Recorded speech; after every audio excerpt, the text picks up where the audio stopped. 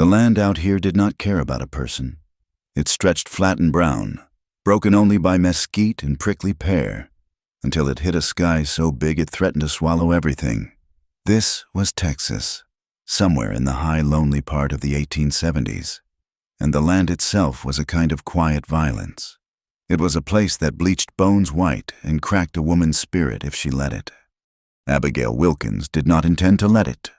She stood on the back porch of the main house, her hands raw from lye soap. The sun was barely a red promise in the east, but she had been awake for 2 hours.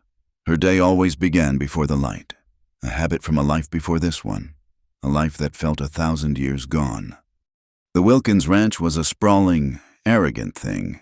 Bartholomew Wilkins, her father-in-law, liked to boast that he ran cattle from the Red River down to the Nueces. This was a lie. He ran cattle on land he did not own, and he bullied the men who did. The main house was his greatest folly, a 2-story white monster of timber hauled over 200 miles from the coast. It looked displaced, sick, like a fine lady dropped in a pigsty, and it was the most uncomfortable house Abigail had ever lived in. She was 30 years old. She knew, with the blunt honesty that she reserved for herself in the dark hours before dawn, what the mirror said. The sun and the worry had tried to add another 10 years, and they had mostly succeeded. She was a plain woman, not ugly, perhaps, but certainly not pretty. She was the sort of woman people looked through, not at. Her hair was the color of dust, pulled back so tight it made her temples ache. Her face was functional, her body sturdy, made for enduring, not for charming. Her late husband, John, had been the charmer. It was perhaps the only thing he had been good at, besides drinking and dying. John was gone now, 2 years gone. He had ridden out with 3 other men, full of whiskey and big talk, to chase a Comanche raiding party that had stolen 3 horses. He had not come back. None of them had. He left her with a 5-year-old daughter, Sarah, and a name that felt more like a cage than a comfort. The Wilkins name.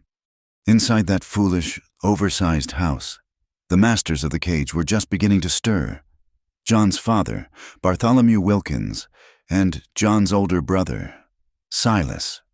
Abigail shifted the heavy wooden bucket in her grip. She was not allowed the house servants, though the Wilkins employed 3 a cook, Maria, and 2 young girls, Rosa and Carmen, who spoke more Spanish than English, and looked at Abigail with a mixture of pity and fear. Abigail was the widow, the charity case, the unwelcome ghost at the feast. She was, officially, the mistress of half the ranch. John's will, written in a fit of sentimental drunkenness 5 years ago, had left her his entire share.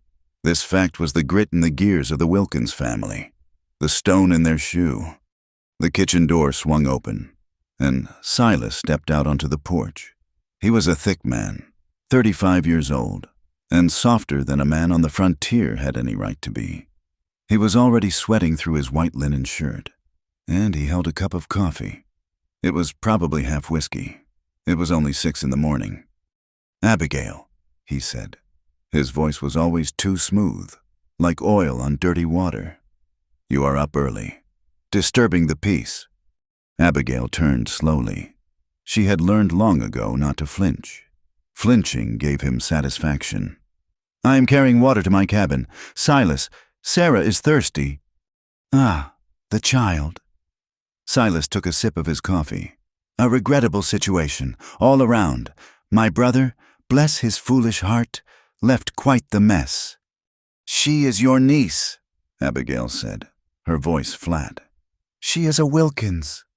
"She is a burden," Silas corrected him smoothly. "Just like her mother.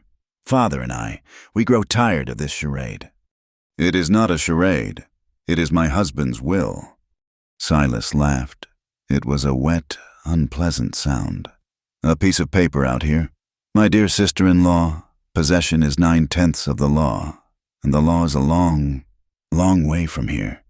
The law is in Austin, drinking whiskey with men who look a great deal like my father." He stepped closer, close enough that she could smell the sour mash on his breath, even under the coffee. You are not suited for this life, Abigail. You are plain. You are simple. You are an embarrassment. Father wants this settled." "I am not leaving," she said. It was the 1,000th time she had said it. "Oh, but you are." This time, his voice was different. It was not just bullying. It was pleased. He had a new card to play. The main door opened again, and Bartholomew Wilkins himself stepped out. He was a tall man, gaunt as a heron, with cold blue eyes and a neat white beard. He looked like a preacher, but he was the devil of this county. He held a silver-headed cane, though he did not need it. He used it for pointing, and sometimes for hitting. "Silas," Bartholomew said, his voice a dry rustle. "Stop toying with the woman and get to the point. We have business." Silas's oily confidence wavered, as it always did around his father. "Yes, Father. I was just informing Abigail of the new arrangements." Bartholomew's cold eyes landed on Abigail. They did not see a person. They saw an obstacle. "You," he said, "have been a trial, madam, a thorn in my side since my foolish son brought you here. You do not fit. Your child does not fit. This ranch must be consolidated. It will not be divided by a woman and a whelp." "John left this to me," Abigail said, clutching the bucket. "It is mine." "Nothing," Bartholomew said, tapping his cane on the porch, "is yours until a man says it is yours, and I am the man here. You have refused my generous offer to buy you out. You have refused to leave. You have, in short, become a pest." "So you will kill me?" Abigail asked. The words were out before she could stop them. Bartholomew actually smiled. It was a terrible sight. "My dear girl, how crude. We are civilized people. We do not murder. We transact." "Father and I," Silas jumped back in, eager, "have made a new arrangement for your future, a business proposition." "What arrangement?" Abigail's heart was pounding, a cold drum against her ribs. "There is a man," Bartholomew said, "passing through in 3 days. A Mr. Grosvenor. He is a trader. He supplies necessities to the new settlements further west, the mining camps, the places the railroad has not reached. He is looking for women," Silas said, his smile returning. "Women of sturdy stock, women who are not concerned with polite society, women for the men who are digging silver out of the hills." The implication hung thick and foul in the dry morning air. He was not talking about a job as a laundress. "You mean to sell me," she stated. It was not a question. "What a horrid word," Silas mocked. "We are providing for you, giving you a purpose. Mr. Grosvenor, he finds unconventional women for unconventional men. He pays well, a finder's fee, and you will be gone. Everyone wins." "What about Sarah?" Abigail whispered. Bartholomew looked at her as if she were simple-minded. The child stays. Of course, she has Wilkins' blood, however diluted. We will raise her. She will be a servant in this house, better than she deserves." This was it. This was the true cruelty. It was not just about the land. It was not just about erasing her. It was about taking her daughter. Abigail's vision swam. She saw the vast, empty prairie, and it was a welcoming friend. She saw the face of Silas sneering and the cold eyes of Bartholomew, assessing. "I am not livestock," she said, her voice shaking. "No," Silas agreed, looking her up and down with a clinical coldness. "Livestock has value. You are a problem we are solving. A mean, tedious joke that has gone on too long." 3 days, Bartholomew said, tapping his cane. "Mr. Grosvenor will be here. Be ready, or do not be ready. It makes no difference to me. He is a coarse man, but effective." They turned, the two of them, the fat one and the thin one, and went back inside, the screen door slamming shut. They left Abigail alone on the porch. the silence of the Texas prairie rushing back in. She did not drop the bucket. She did not scream. She did not cry. Tears were a luxury, like shade in July, and she had not afforded them in years. Her body moved, numb and automatic. She picked up the bucket of water. Her knuckles were white on the wooden handle. She walked, steady, around the side of the main house. The sun was higher now, beating down, promising a day of heat that would top 100 degrees. Her cabin was 100 yards from the main house. It had once been for the foreman, back when Bartholomew still pretended to be a working rancher. It was 2 small rooms, with a dirt floor and a leaking roof. It was her home, and it was her prison. She pushed the door open. Sarah was playing on the floor with a doll made of corn husks. She was a small thing, all big eyes and John's charming smile. She was the one good thing John had ever given her. When she saw her mother, she lit up. "Mama, is it water? Is it cool?" "It is," Abigail said. Her voice sounded strange to her own ears, thin and distant. She knelt, her knees cracking on the hard-packed dirt, and poured a dipper full. She watched her daughter drink, the small throat working. This was the only thing that mattered, this small, breathing life. They thought they could take her. They thought they could send her to a mining camp to be used until she was broken, and keep her daughter here to be raised as a servant. To be... She could not finish the thought. She knew what happened to servant girls in a house with a man like Silas. The Wilkins family saw her as a joke. They saw her as an ugly, plain, useless widow. They saw her as something to be discarded for their own amusement and profit. Abigail watched her daughter finish the water and wipe her mouth with the back of her hand. Sarah looked at her. The child's eyes were too smart. "What is wrong, Mama?" did Mr. Silas yell again. Abigail forced her face into a smile. It felt like cracking dried mud. "No, little bird, Mr. Silas was just talking. He reminded me of something. He reminded me that we are going on a trip. A trip to the creek. A longer trip," Abigail said. She stood up.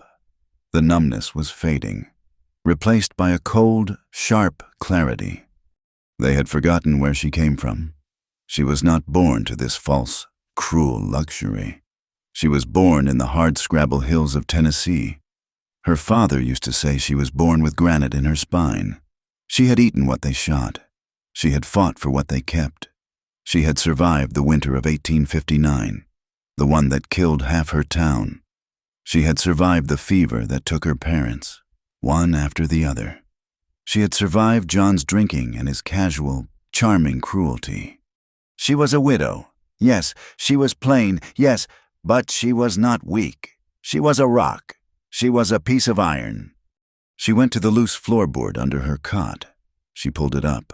Beneath it was a small cloth bag. Her secrets. Inside was $20 in coin, saved 1 penny at a time from selling eggs to the ranch hands, telling Silas the chickens were barren. Inside was a small pistol, a 5-shot revolver John had won in a poker game and forgotten he owned. It was heavy and smelled of oil. Inside were 5 bullets. It was not much. It was next to nothing against the Wilkins family, with their paid gunmen and their Austin lawyers. It was even less against the vast, empty wilderness of Texas. But it was a start. "Mama, what are you doing?" Sarah asked, standing by her side. Abigail tucked the bag into the waist of her skirt. She checked the pistol. It was loaded. She put it in the bag as well. "We are playing a game. Sarah," she said, "a quiet game." She went to the small pantry. She took the last bit of jerky, a small bag of flour, and a canteen. She looked out the one small dusty window. The ranch sat on the borderlands. To the east, civilization and the Wilkinses' power. To the west, nothing. Miles and miles of prairie. Comanche territory. A place where, the preachers said, God had not yet staked his claim. It was a violent, terrible place, but it also held a kind of freedom. Abigail Wilkins picked up her daughter. Sarah giggled, not knowing the weight of the world had just shifted. Abigail held her close, burying her face in the child's hair, breathing in the scent of sunshine and dust. They thought they were sending the ugly widow off for fun. They thought they had 3 days. Abigail kissed her daughter's head. "We are leaving now, little bird," she whispered. She put her daughter on her hip, took one last look at the cabin that had been her prison, and slipped out the back door, heading west, toward the wilderness, toward the one place the Wilkinses' power might not reach. She would rather face the Comanches, the rattlesnakes, and the thirst than the civilized cruelty of her own family. They had forgotten what a mother would do. The prairie was a shallow, baking sea, and Abigail Wilkins was drowning in it. She had been walking for 2 days, and the sun had been her enemy for every minute of them. She walked west, always west, toward the place where the sun died, hoping to find a place where she and Sarah could live. The first day had been fueled by fear, the pure, sharp terror of Bartholomew's cold eyes and Silas's wet smile. She had pushed hard, carrying Sarah until her arms burned and her back felt ripped open.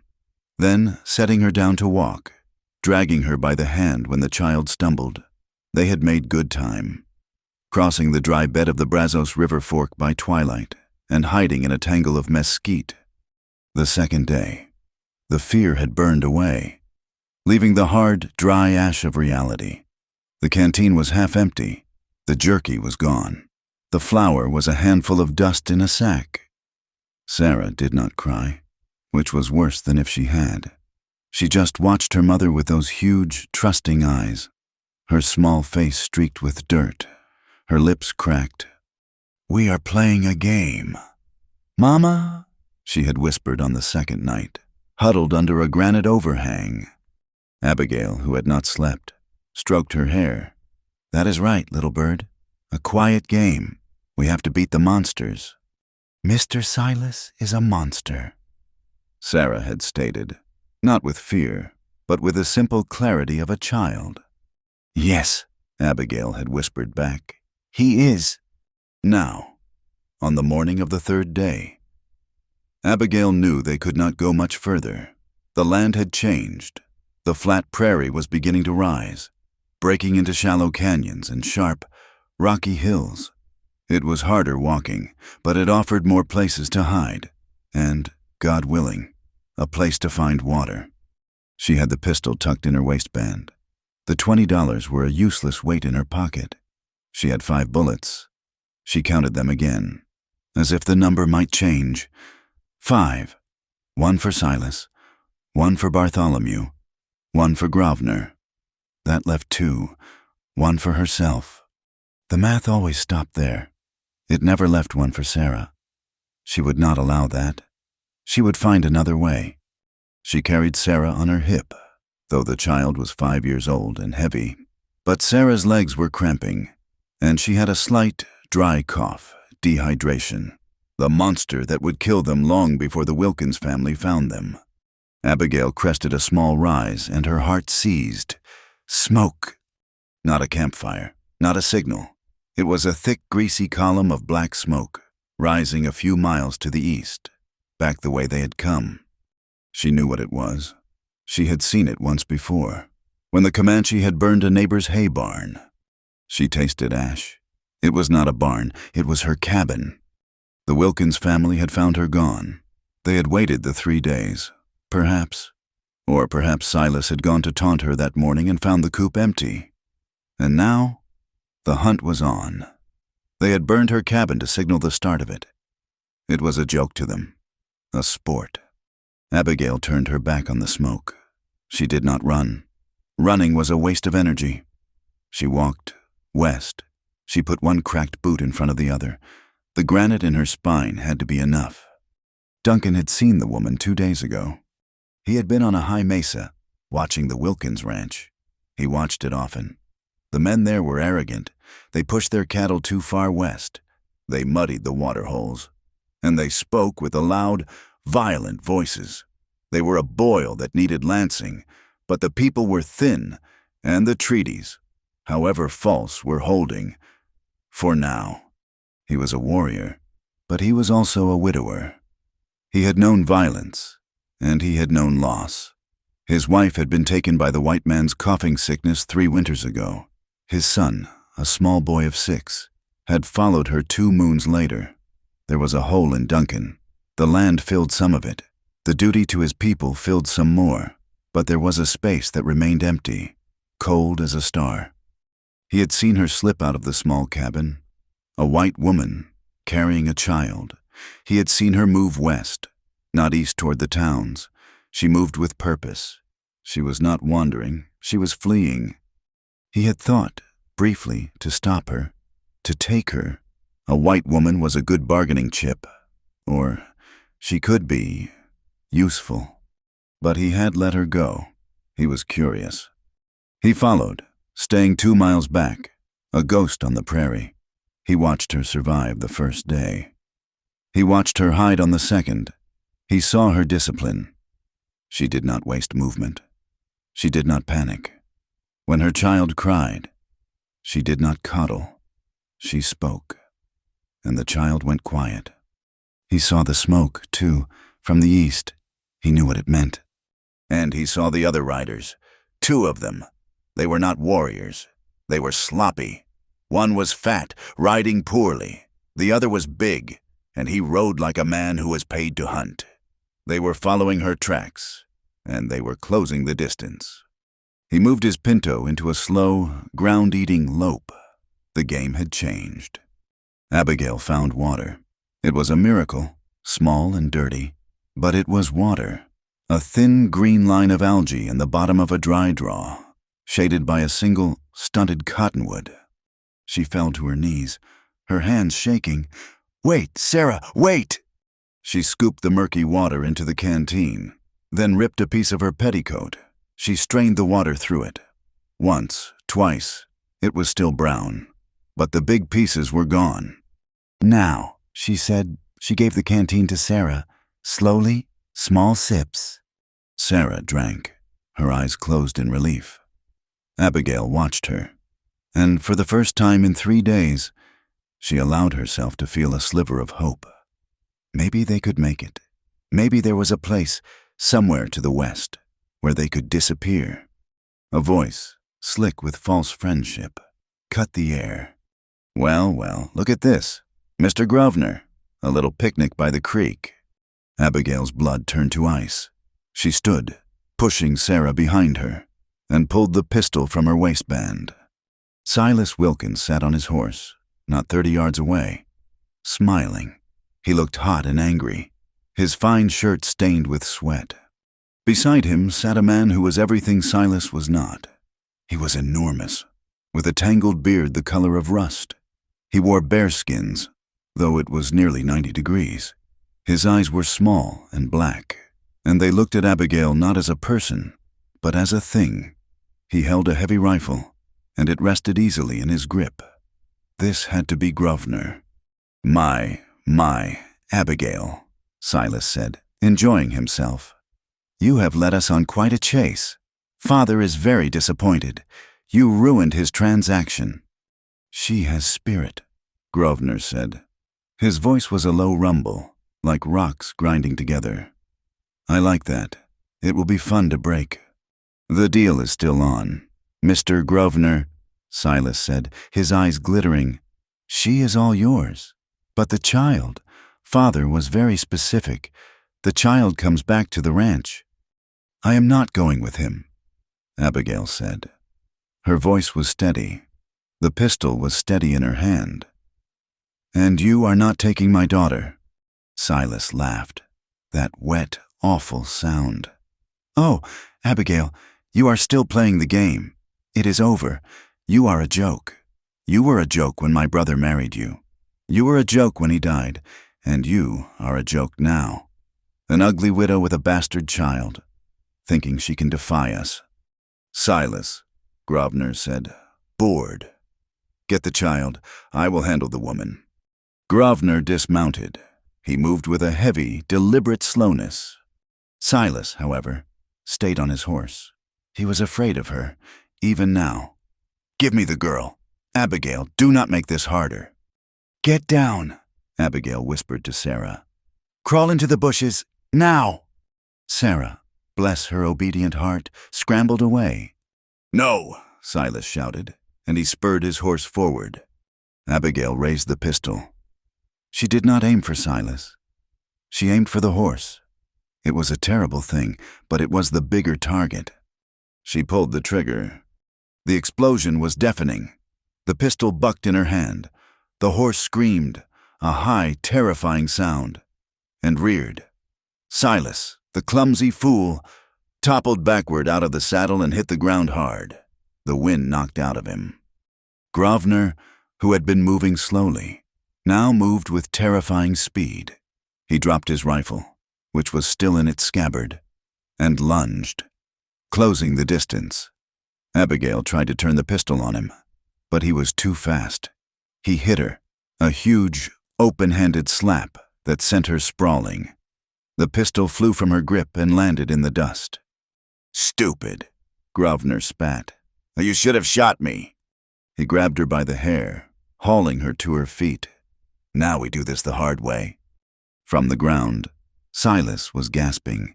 The child, get the child. Abigail clawed at the hand in her hair, but it was like gripping iron. Let her go, a new voice said. It was quiet. It was calm. It was not Silas. It was not Grosvenor. Grosvenor froze. He turned his head slowly. Abigail, her head yanked back, turned with him.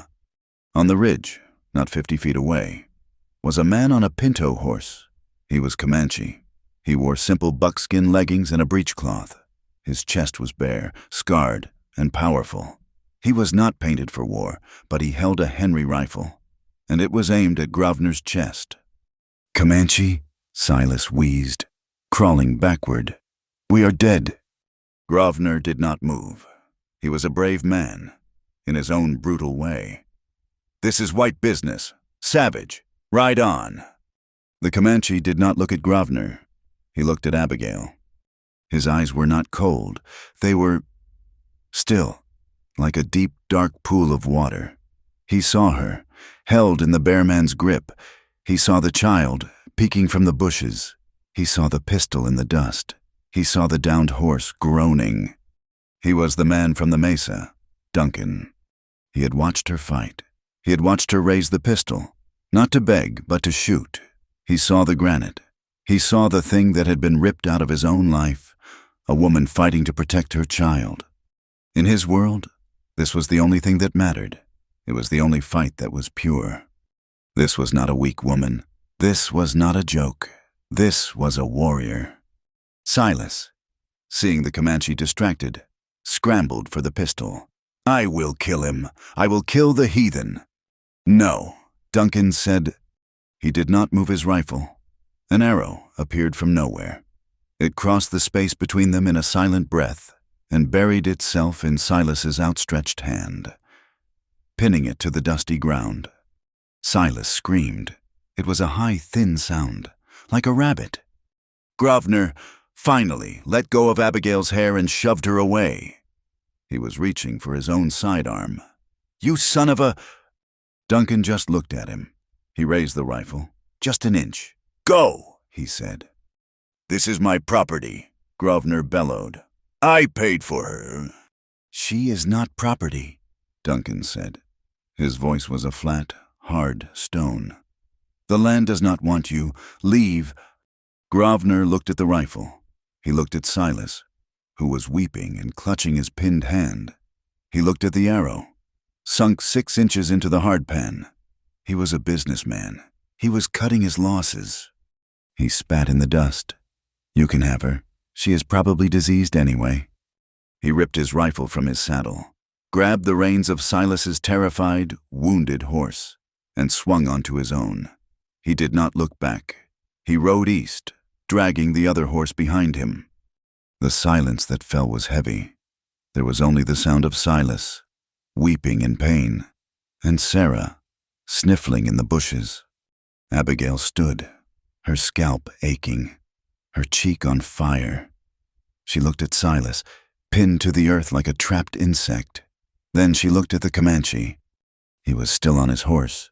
He was watching her. She did not know what to do. She had been saved from the fire, only to be delivered to the ocean. She did not beg. She did not plead. She walked over to the bushes. "Come, Sarah. It is all right." Sarah crept out, her eyes huge, and ran to her, burying her face in her skirt. Abigail picked up the pistol from the dust. She did not point it at the Comanche.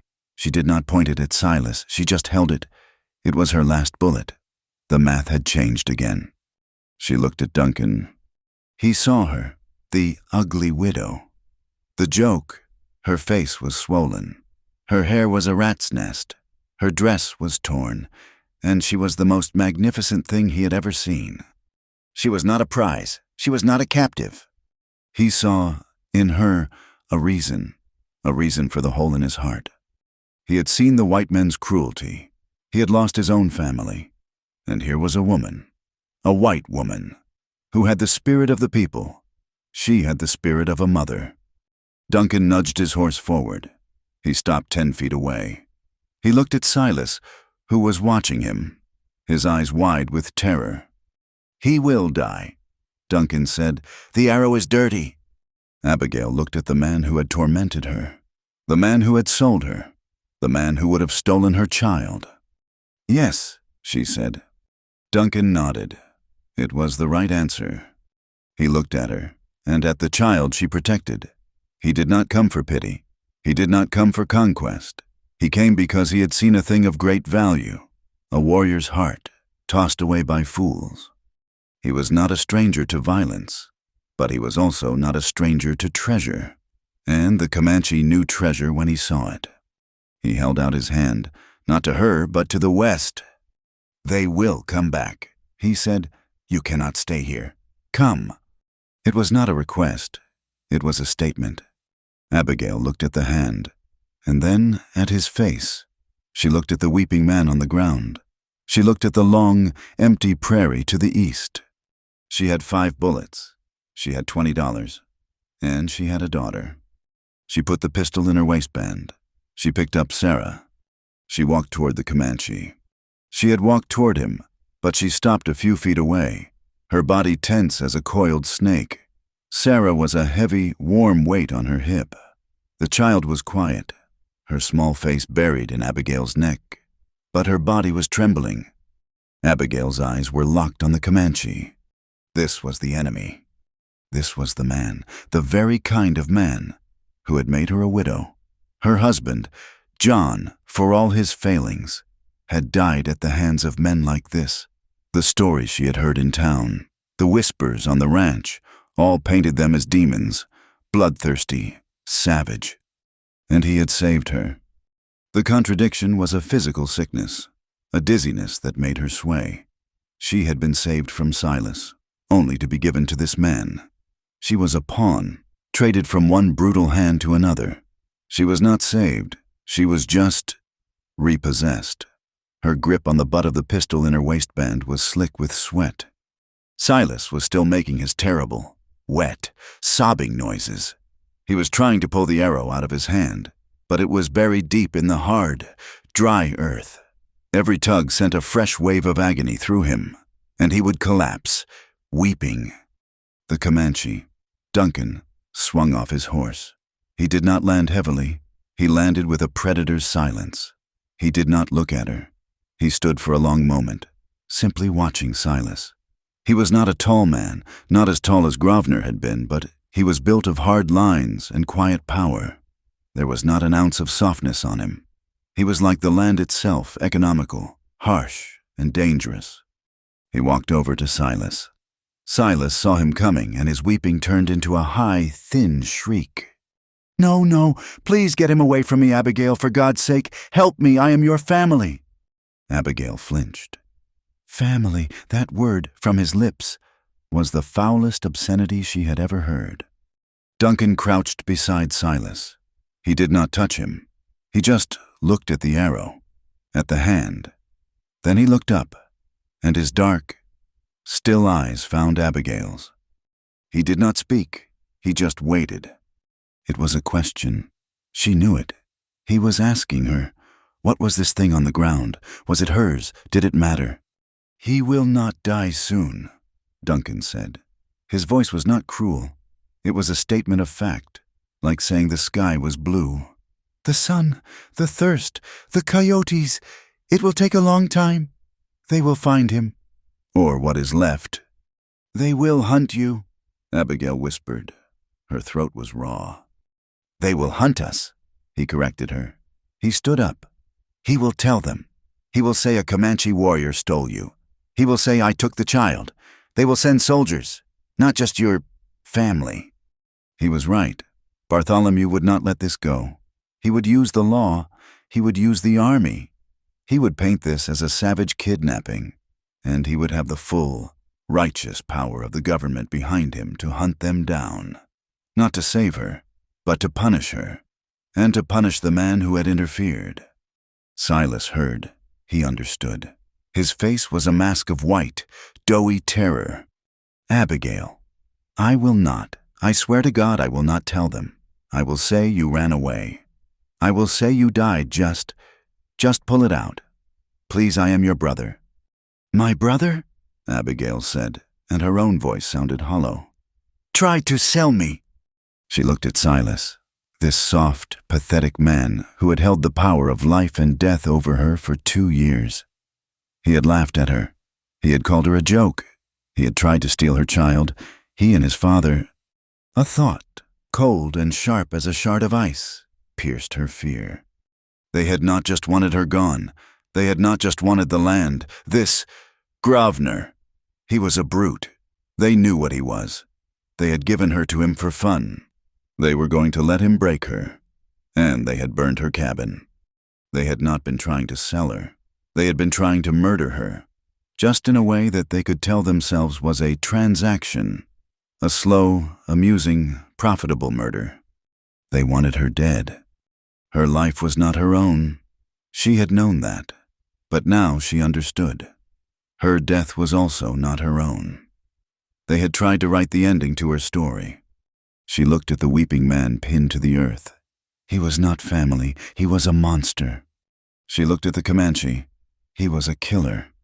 He was the enemy.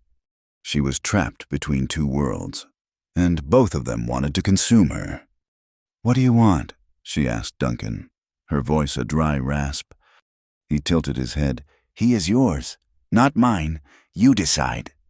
He was giving her the choice. He was giving her the power, after years of having none. It was a burden so heavy it made her knees weak. She took a step toward Silas. He cringed, his eyes wide. "Abigail, no, please." She raised the pistol. Her hand was shaking. She had 4 bullets left. 4. She could end this. She could end the man who had destroyed her life. She could take the power. She aimed the pistol at his chest. His eyes rolled back in his head. "Mama," Sarah whispered from her hip. "That is Mr. Silas. He is crying." Abigail's hand wavered. A hand, warm and rough, covered hers. Duncan. He was beside her, his presence a solid wall of heat. He gently, but firmly, pushed the barrel of the gun toward the sky. "No," he said, his voice quiet, almost a rumble. "He needs to die," she whispered, her voice breaking. "He will not stop." "Yes," Duncan agreed. "But a bullet is loud. A bullet tells a story to anyone for 2 miles. It says, a white woman was here. It says, a fight happened. A bullet is a white man's way. It is foolish." He let go of her hand. He knelt beside Silas again. Silas was babbling. Thank you. God bless you." Duncan looked at him with an expression Abigail could not read. It was not pity. It was nothing. It was the look a man gave a snake before he chopped its head off. He grabbed the arrow shaft with both hands. "Wait," Abigail said, horrified. Duncan did not wait. He yanked the arrow, not out, but sideways.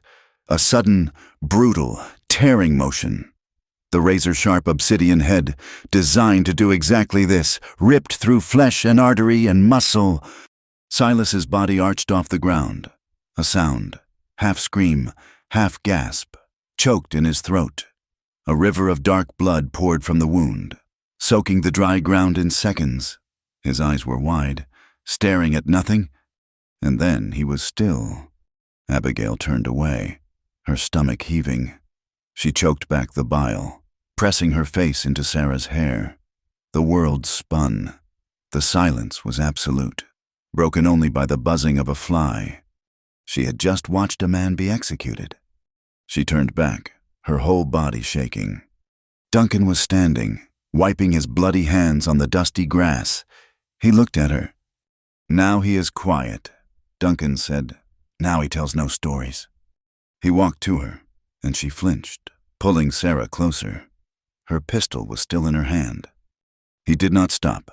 He walked right to her, and before she could react, he gently took the pistol from her unresisting fingers. He looked at it, a strange, small, metal thing. He tucked it into his own waistband. "Your toy is too loud," he said. He did not sound angry. He went to his horse. He pulled a canteen from its side. He walked back to her. "The child is thirsty," he said, holding it out. Abigail stared at him. This man, this savage. He had just butchered her brother-in-law, and now he was offering her water. She took the canteen, her hand trembling. She gave Sarah a small sip. The child drank, oblivious to the horror that had just unfolded. You killed him," she said. "He was your enemy," Duncan replied, as if this explained everything. "He was trying to kill you. He was trying to take your child, in my world. A man who does that is not left to cry. He is ended." He was right. She knew, in the cold part of her spine, that he was right. Leaving Silas alive was a death sentence for her and Sarah, but seeing it, the brutality of it. "What now?" she whispered. "What do you do with me?" "I saved you," he said. He did not say it with pride. He said it like he was stating a fact. "Saved me for what?" she cried, her voice cracking. "To be your slave, to be your—" She could not say the word. Duncan's face hardened. For the first time, she saw a flash of anger in those still, dark eyes. "You are a fool," he said, his voice sharp. "You are like all of them. You see with your fear." He grabbed her arm. She cried out. He did not hurt her, but his grip was iron. He dragged her over to Silas's body. "Look," he commanded. "No, please," she begged, trying to turn her head, trying to shield Sarah. "Look," he repeated. He pointed at the body. "This is your family. This is the white man's world. This is the man who called you a joke. He was soft, and he was weak, and he tried to kill you because he was afraid of you. He was afraid of your strength." He let go of her arm and pointed to himself. "I am Comanche. I am not soft. I am not weak, and I am not afraid of your strength. I saw your strength. It is why I stopped. It is why I am here." He turned away from her, his whole body tight with an anger she did not understand. "I saw a warrior. I saw a mother protecting her child. I saw a woman who shot a horse to save her life. White men." He spat the word. "See a woman like you and they call you ugly. They call you a joke. They try to break you. They are fools." He turned back, and his eyes were not angry anymore. They were just deep. "My people see a woman like you, and we call you strong. We call you treasure. We do not break you. We keep you." He stepped toward her, and this time she did not flinch. "I am not your family," he said. "I am not your friend. I am the man who just saved your life, and the life of your child. And you are the woman who must now come with me. Your world is gone. Your family tried to kill you. Your old life is a lie." He gestured to the west, to the endless, broken land. "Out there is my world. It is hard. It is not kind, but it is not a lie." He walked to his horse, with one smooth motion. He retrieved his bloody arrow from Silas's corpse. He cleaned it on the dead man's shirt. He put it back in his quiver. He mounted his horse. He looked down at her. "Come," he said. "The vultures are hungry, and your father-in-law will be sending more riders." Abigail looked at the body of Silas Wilkins, a broken, bloody thing. She looked at the vast, empty prairie to the east, the place she had called home, the place that had tried to kill her. She had no home, she had no family, she had a daughter, and she had the enemy. She had no choice, she had no trust. All she had was this terrible, forced path. She held her daughter tight. She looked up at the Comanche warrior, the killer, the man who called her a treasure. "Where are we going?" she asked. "Home," he said. He reached down his hand. Abigail Wilkins, the ugly widow, took it and let him pull her and her daughter up onto the horse, into a world she had been taught her whole life to fear.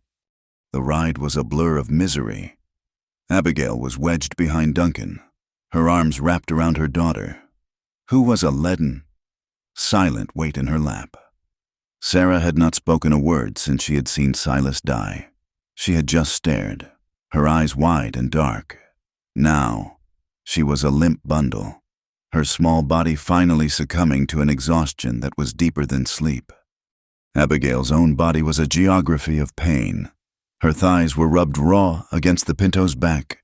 Her cheek, where Grosvenor had struck her, throbbed with a dull, purple fire. Every jolt of the horse's gait sent a fresh wave of agony through her.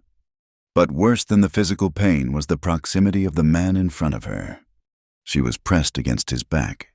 He was bare-chested, and the heat of his skin seemed to burn through the thin fabric of her dress. He smelled of horse and dust, and the metallic, coppery scent of the blood he had wiped on the grass. She was clinging to the man who had butchered her brother-in-law, the man who was, by every definition she had ever known, her mortal enemy. He did not speak. For 2 full days, he did not speak. He rode west, not on the flat land, but through the broken canyons and shallow rivers, using the terrain to hide their passage. He was a ghost. He seemed to know every rock, every dip in the land. When the sun was high, he found overhangs and hidden gullies where they rested, and he would disappear, melting into the landscape. He would return with a rabbit or a brace of quail and cook them over a small, smokeless fire. He would hand her a piece of meat. He would give water to Sarah. He never looked directly at her. He never asked a question. He simply provided, like a man tending to livestock. Abigail existed in a state of suspended terror. She was a tool, she knew that. She had been a tool for the Wilkins family, and now she was a tool for this Comanche. Her trust, a small, fragile thing, had been shattered. She did not believe he had saved her because he saw treasure. He had saved her because he saw property. He had taken her, just as Grosvenor had intended to, but with more steps. She was not a person. She was a prize, won in a skirmish she did not understand. On the 3rd morning, he stopped. They were in a high, narrow canyon. The walls were red rock, and a thin stream trickled through the bottom. "We are here," he said. Abigail looked around. There was nothing, just rocks and the stream, and a few stunted pines. Duncan dismounted. He reached up, his hands circling Sarah's small waist. He lifted her down. Sarah, who had been in a waking sleep, suddenly woke up. She saw his face, the dark skin, the scars, and she let out a strangled scream, clinging to him in her terror. "No, no, little bird," Abigail said, sliding off the horse, her legs collapsing under her. "It is all right." Duncan held the child, his face impassive. Sarah was small against his warrior's body. He looked at her pale, terrified face. He did not say anything. He just held her. "Give her to me," Abigail said, scrambling to her feet. He ignored her. He walked, carrying Sarah, toward a crack in the canyon wall that Abigail had not even seen. It was a passage, barely wide enough for a man, hidden by a curtain of ancient, dry vines.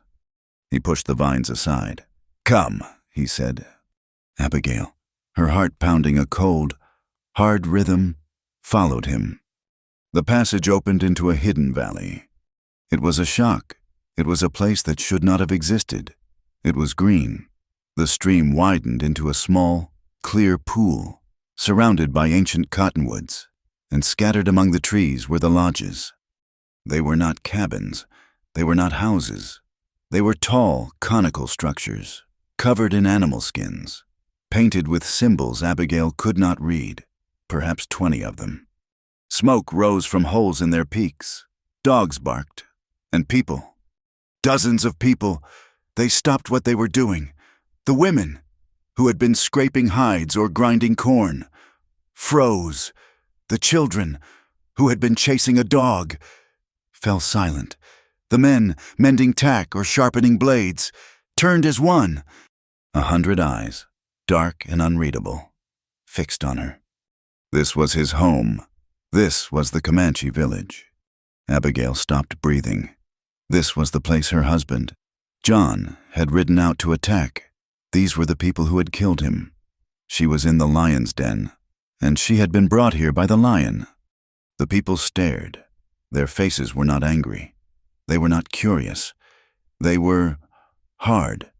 They looked at Duncan, and then at her, the white woman, the enemy.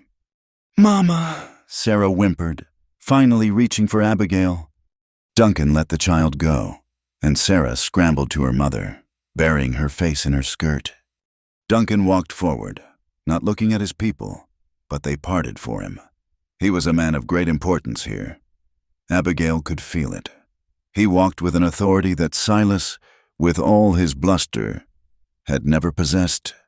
He stopped in front of a lodge that sat slightly apart from the others, near the pool. It was empty. The skins were old. There was no smoke rising from its peak. He pulled back the hide flap. "This is yours," he said. He did not say ours. He said yours. He looked at her, his face as still as the rock walls. "Stay here. Do not leave the valley. If you leave, you will die. The land will kill you, or the soldiers will." He turned and walked away, melting into the crowd, which closed behind him, leaving her alone, a white stain on the landscape.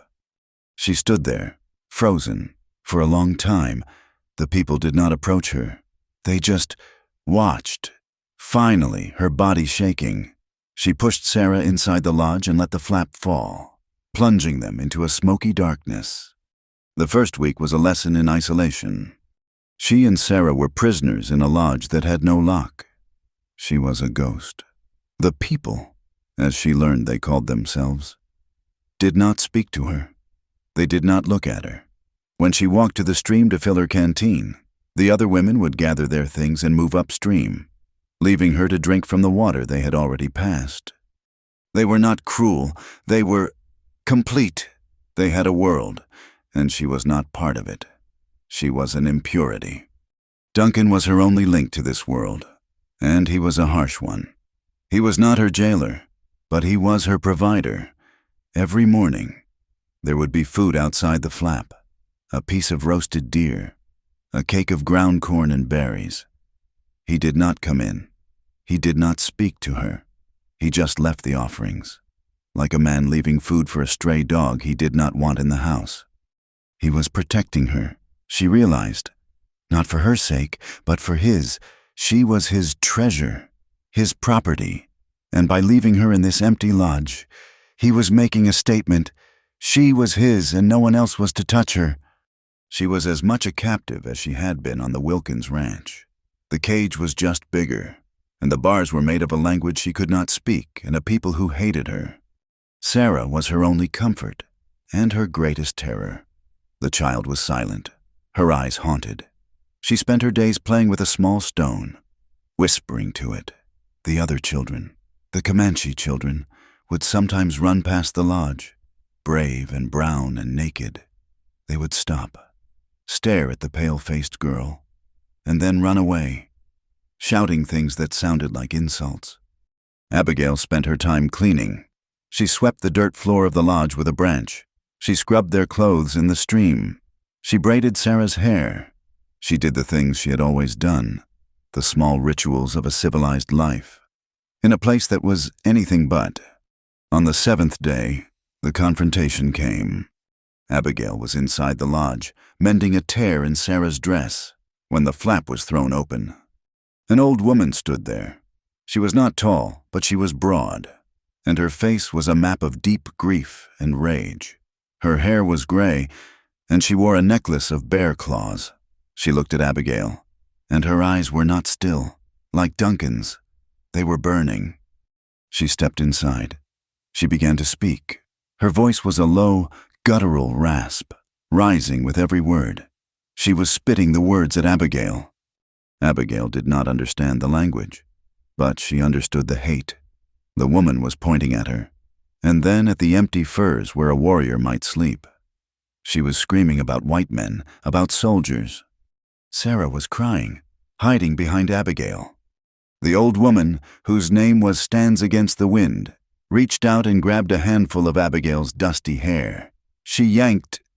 Abigail cried out, not in pain, but in sheer animal terror. "Leave her!" The voice was quiet, but it cut through the old woman's tirade like a knife. Duncan was standing in the doorway. He had not been there a second before. He was just there. Stands Against the Wind froze. She still held Abigail's hair. She turned, her face contorted. She spat a stream of words at Duncan. Abigail watched him. He did not move. He did not raise his voice. He just spoke back, his voice low and firm. It was a conversation, but it was also a battle. He was not asking, he was telling. The old woman's face crumpled. The rage did not leave her, but it was joined by a terrible, fresh grief. She looked at Duncan, and then at Abigail. She let go of her hair, shoving her away. She spat on the floor of the lodge, near Abigail's feet. Then she turned and stalked out. The silence that fell was worse than the screaming. Abigail was on the floor, breathing hard, her heart hammering. Duncan looked at her. He was not angry. He was not pleased. He was nothing. "She is the mother of the man whose lodge this was," he said. "My brother. He was killed by soldiers at a place called Palo Duro. They took his wife." He did not elaborate. He did not need to. "She will not harm you again," he said. "Why?" Abigail whispered, her voice raw. "Why are you doing this? What am I to you?" He looked at her, at this plain, white woman, huddling in the dirt of his dead brother's lodge. "I told you," he said. "You are strong. You are a mother.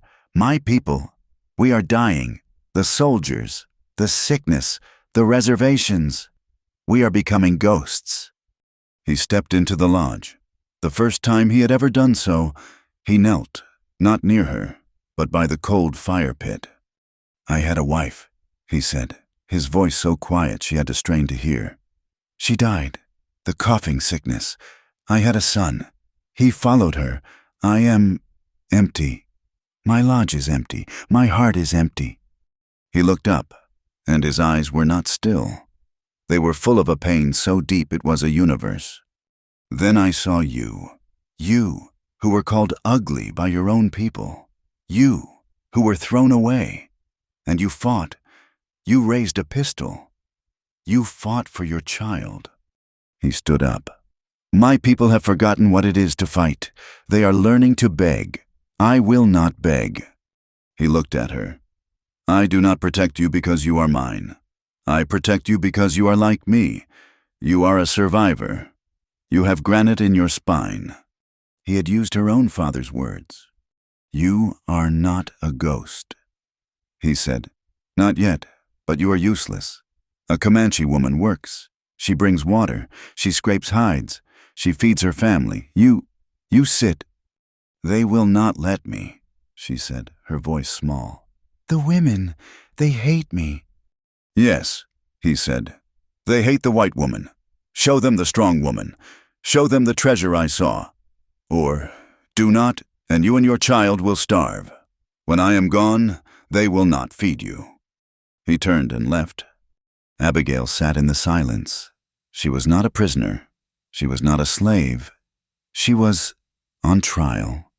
She looked at Sarah, who was watching her, her small face pale.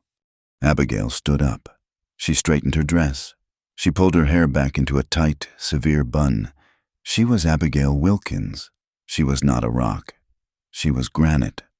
She grabbed the empty water skin. "Come, Sarah," she said. She pushed back the flap and stepped out into the harsh, bright sunlight of the Comanche village. Her daughter's hand clasped tightly in hers. The women were at the stream. They looked up, their faces hard. Abigail did not flinch. She just started walking. She walked to the stream. It was, perhaps, the longest walk of her life. The 50 yards from her lodge to the water felt like a mile. Sarah's small hand was a hot, damp thing in her own. The women, as she had known they would, saw her. They were gathered at the widest part of the stream, scrubbing skins, their laughter a sharp, barking sound that was alien to Abigail's ears. As she approached, the laughter died. The work stopped. One by one, they looked up. Their faces were hard, impassive masks, stands against the wind. The old woman whose grief was a tangible thing was there. Her eyes were chips of black ice. Abigail stopped, her heart a cold stone in her chest. She had their attention. This was the trial. She did not speak. She did not beg. She did not try to smile. She just walked past them, her back straight, her chin high. She walked to a spot downstream from them, where the water was murky, where it had already been used. She knelt on the muddy bank. The silence from the women was absolute. She had, in her own world's terms, insulted them by taking the downstream water, by acknowledging her own impurity. She did not care. She was not a part of their world. She was a mother, trying to get water. She filled the skin. The women's eyes were on her back, a physical weight, like stones. She stood, pulling Sarah close, and walked back to her lodge. No one spoke. No one moved to stop her. She had survived. It became her routine. It was the only part of her day that had structure, the only part that felt like her own. In the morning, Duncan would leave meat. She and Sarah would eat. Then, she would take the water skin and she would walk to the stream. She would take the downstream water. She would endure the silence. But the silence was not enough. Duncan's words echoed in her head. "You are useless. A Comanche woman works." He was right. She was living on his charity, and charity was a thin, cold blanket. It would not last. She began to work. At first, it was simple. She gathered firewood. The valley was small, but there was deadfall from the pines and cottonwoods. She would take Sarah, and they would spend hours gathering, hauling the wood back to a pile near her lodge. The other women looked, their expressions unreadable. This was work they gave to children, or to the very old. They did not understand. She was strong. Her body, made for endurance on the ranch, was not weak. She worked until her hands, which had just begun to soften, were raw and bleeding again. She did not care. The pain was real. It was honest. After the wood, she watched. She was a ghost, invisible, and it gave her a strange freedom. She watched the women scrape hides. They would stretch a fresh deer or antelope skin on a frame, and with tools made of bone, they would scrape and scrape and scrape. It was brutal, stinking, back-breaking labor. She decided to try. Duncan had provided them with several buffalo robes for bedding. They were old and stiff as boards. She took one, dragged it outside, and tried to fix it. She had no frame. She had no bone scraper. She had her small kitchen knife, the one she had brought with her in the cloth bag. It was a disaster. She sat in the dust for a whole afternoon, sawing and scratching at the thick, cured hide. She made no progress, except to dull her knife and break her fingernails. She heard a sound. It was a snort, quickly suppressed. A young woman, not much more than a girl, was watching her. She had a round, pleasant face, and her eyes were bright with amusement. She was one of the few who did not look at Abigail with open hate. She was the one Abigail had seen playing a game with small stones, her hands moving in a quick, darting blur. The young woman, whose name was Running Brook, said something. It was fast, and it sounded funny. Then she laughed. It was not a cruel laugh. It was a genuine belly-deep laugh, the laugh of someone watching a fool try to dig a hole with a spoon. Abigail felt the hot rush of shame, the old, familiar sting of being the joke. She looked down at the ruined knife, at the unblemished, stiff hide. She could have cried. She could have run into her lodge. She could have thrown the knife at the girl. Instead, she did the one thing they did not expect. She looked at Running Brook. She pointed at the hide and then at her own knife, and she shook her head, giving a small, weary shrug. It is hopeless. The laughter in Running Brook's eyes softened. It did not disappear, but it changed.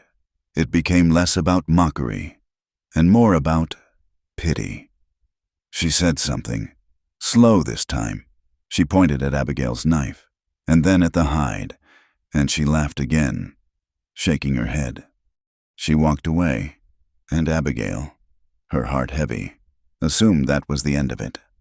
The next morning, outside her lodge, next to the small portion of meat, was a tool.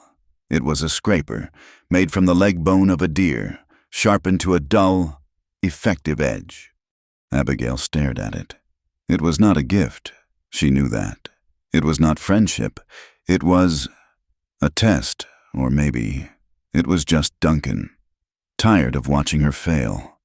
She picked it up. It felt good in her hand. Heavy, real. She went back to the hide, and she began to work. The moon changed. It died, and was reborn. The air, which had been a furnace, began to carry a sharp, cold warning in the morning. Autumn was coming to the high canyons. Abigail was not the same woman. She was thinner, her body shedding the last of its soft, civilized flesh. Her skin was burned brown as a berry. Her hands were a map of calluses and healed-over cuts. And she was hard. She worked, from the moment she woke to the moment she collapsed on her furs. She had not mastered the hide, but she was no longer a joke. She had learned, through watching, how to stretch it, how to use the bone. She had learned how to pound yucca root for soap. She had learned to gather the wild berries that grew by the stream, and to avoid the ones that looked like them, the ones that would make a child sick.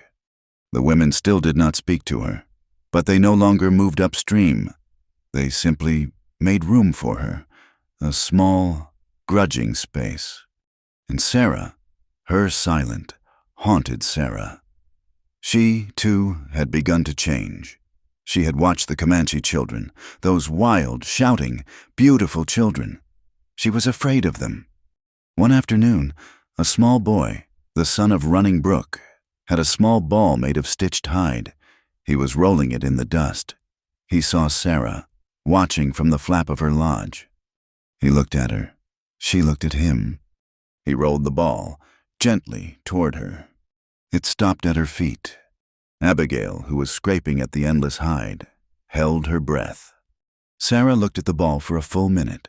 Then, her movements small and careful, she bent down. She picked it up.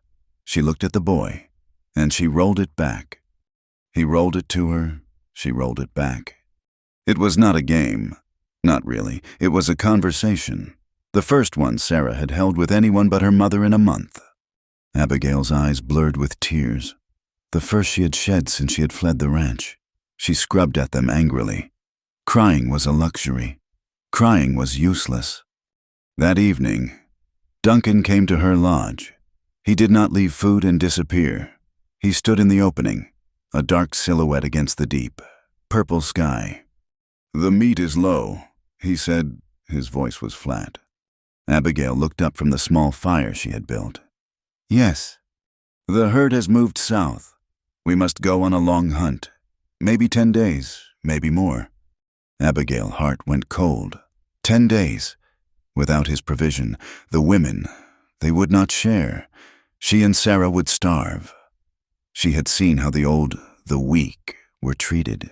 They were given the scraps. She was less than the old. She was the enemy. She stood up. "I understand." He nodded, about to turn away. "I am coming with you," she said. He froze. He turned back, slowly. He looked at her as if she had grown a second head. "What?" "I am coming with you," she repeated, her voice steady. The granite was back. "I am not useless. I am not weak. You said it yourself." He actually laughed. It was a short, sharp bark, completely without humor. "You are a woman. Women do not hunt the buffalo. Women do not let their children starve," she retorted, her voice rising. "I am a mother. I will not sit here and wait for you to come back. I will not beg from those women. I will carry the packs. I will cook. I will scrape the hides. You know I can work." He studied her. The firelight flickered across her face. He was not looking at the ugly widow. He was not looking at the plain woman. He was looking at a creature who had been burned down to her very foundation and who had rebuilt herself out of iron. She was almost, in the dying light, beautiful. She was terrible, and she was strong, and she was his. "You will slow us down," he said, a final protest. "Then you will have to ride faster," she said. He stared at her for a long time. The silence stretched, filled only by the crackle of the fire and the distant sound of the children playing. "We leave at dawn," he said. "Bring the child." He left. The hunt was 3 other men, Duncan. A grim older man called Redstone, and a young, arrogant warrior called Here's the Wolf. They were not happy. They looked at Abigail and Sarah with open contempt. A white woman. And a child. It was bad luck. Duncan ignored them. He put Abigail and Sarah on a packhorse, a mean-tempered old pony, and they set off. The journey was 4 days of misery. The land was flat, open, and cold. The wind never stopped. Abigail walked more than she rode, trying to spare the old horse. Sarah was a miserable cold bundle, wrapped in a fur. On the 5th day, they found the herd. It was a small one, maybe 50 animals. Duncan gave a sharp command. Abigail, as she had been instructed, slid off the horse, grabbed Sarah, and ran for a small cluster of rocks, a buffalo wallow. She hid, her heart pounding, pressing Sarah to the ground. The hunt was a thing of thunder and dust and terror. The warriors were transformed. They were not men. They were a part of the herd, a part of the horses they rode. Arrows flew, a rifle cracked, and then silence. 3 large bulls were down. Duncan rode up. He was covered in sweat and dust. He was magnificent. He looked at her, hiding in the rocks. "Now," he said, "the work." The other 2 warriors, Here's the Wolf and Redstone, dismounted. They were laughing, celebrating. They were warriors. Abigail walked toward the first massive, steaming carcass. She pulled her small kitchen knife, the one she had sharpened on a river stone until it was almost a razor, and she began to work. The men watched, their laughter dying. She was not a white woman. She was a machine. She knew, from watching the women, where to start. She cut, her movements economical, if clumsy. She was not as skilled as the women, but she was fast, and she was, God help her, strong. She got her shoulder into it, separating the hide, her arms slick with blood to the elbows. She worked for hours. She did not stop. She did not ask for help. She did not even look up. By the time the sun began to set, the 3 bulls were hides and meat and bone. The other 2 warriors, shamed by her effort, had finally joined in. That night, they sat around a fire, roasting fresh liver. Sarah was asleep, her stomach full for the first time in weeks, wrapped in a new, warm hide. Redstone and Here's the Wolf were asleep, too, exhausted. It was just her and Duncan. They sat on opposite sides of the fire. the small flames dancing between them. "You did good work," he said. His voice was low. Abigail nodded, not looking up. She was trying to scrub the drying blood from under her fingernails. "It was just work." "Here's the wolf, Redstone. They see you now," he said. "You are not a white woman. You are the one who works." "I do not care what they see," she said, her voice rough. "I care that my daughter is full." The silence stretched. It was not a cold silence. It was a shared silence, full of the tiredness of a long day's hard work.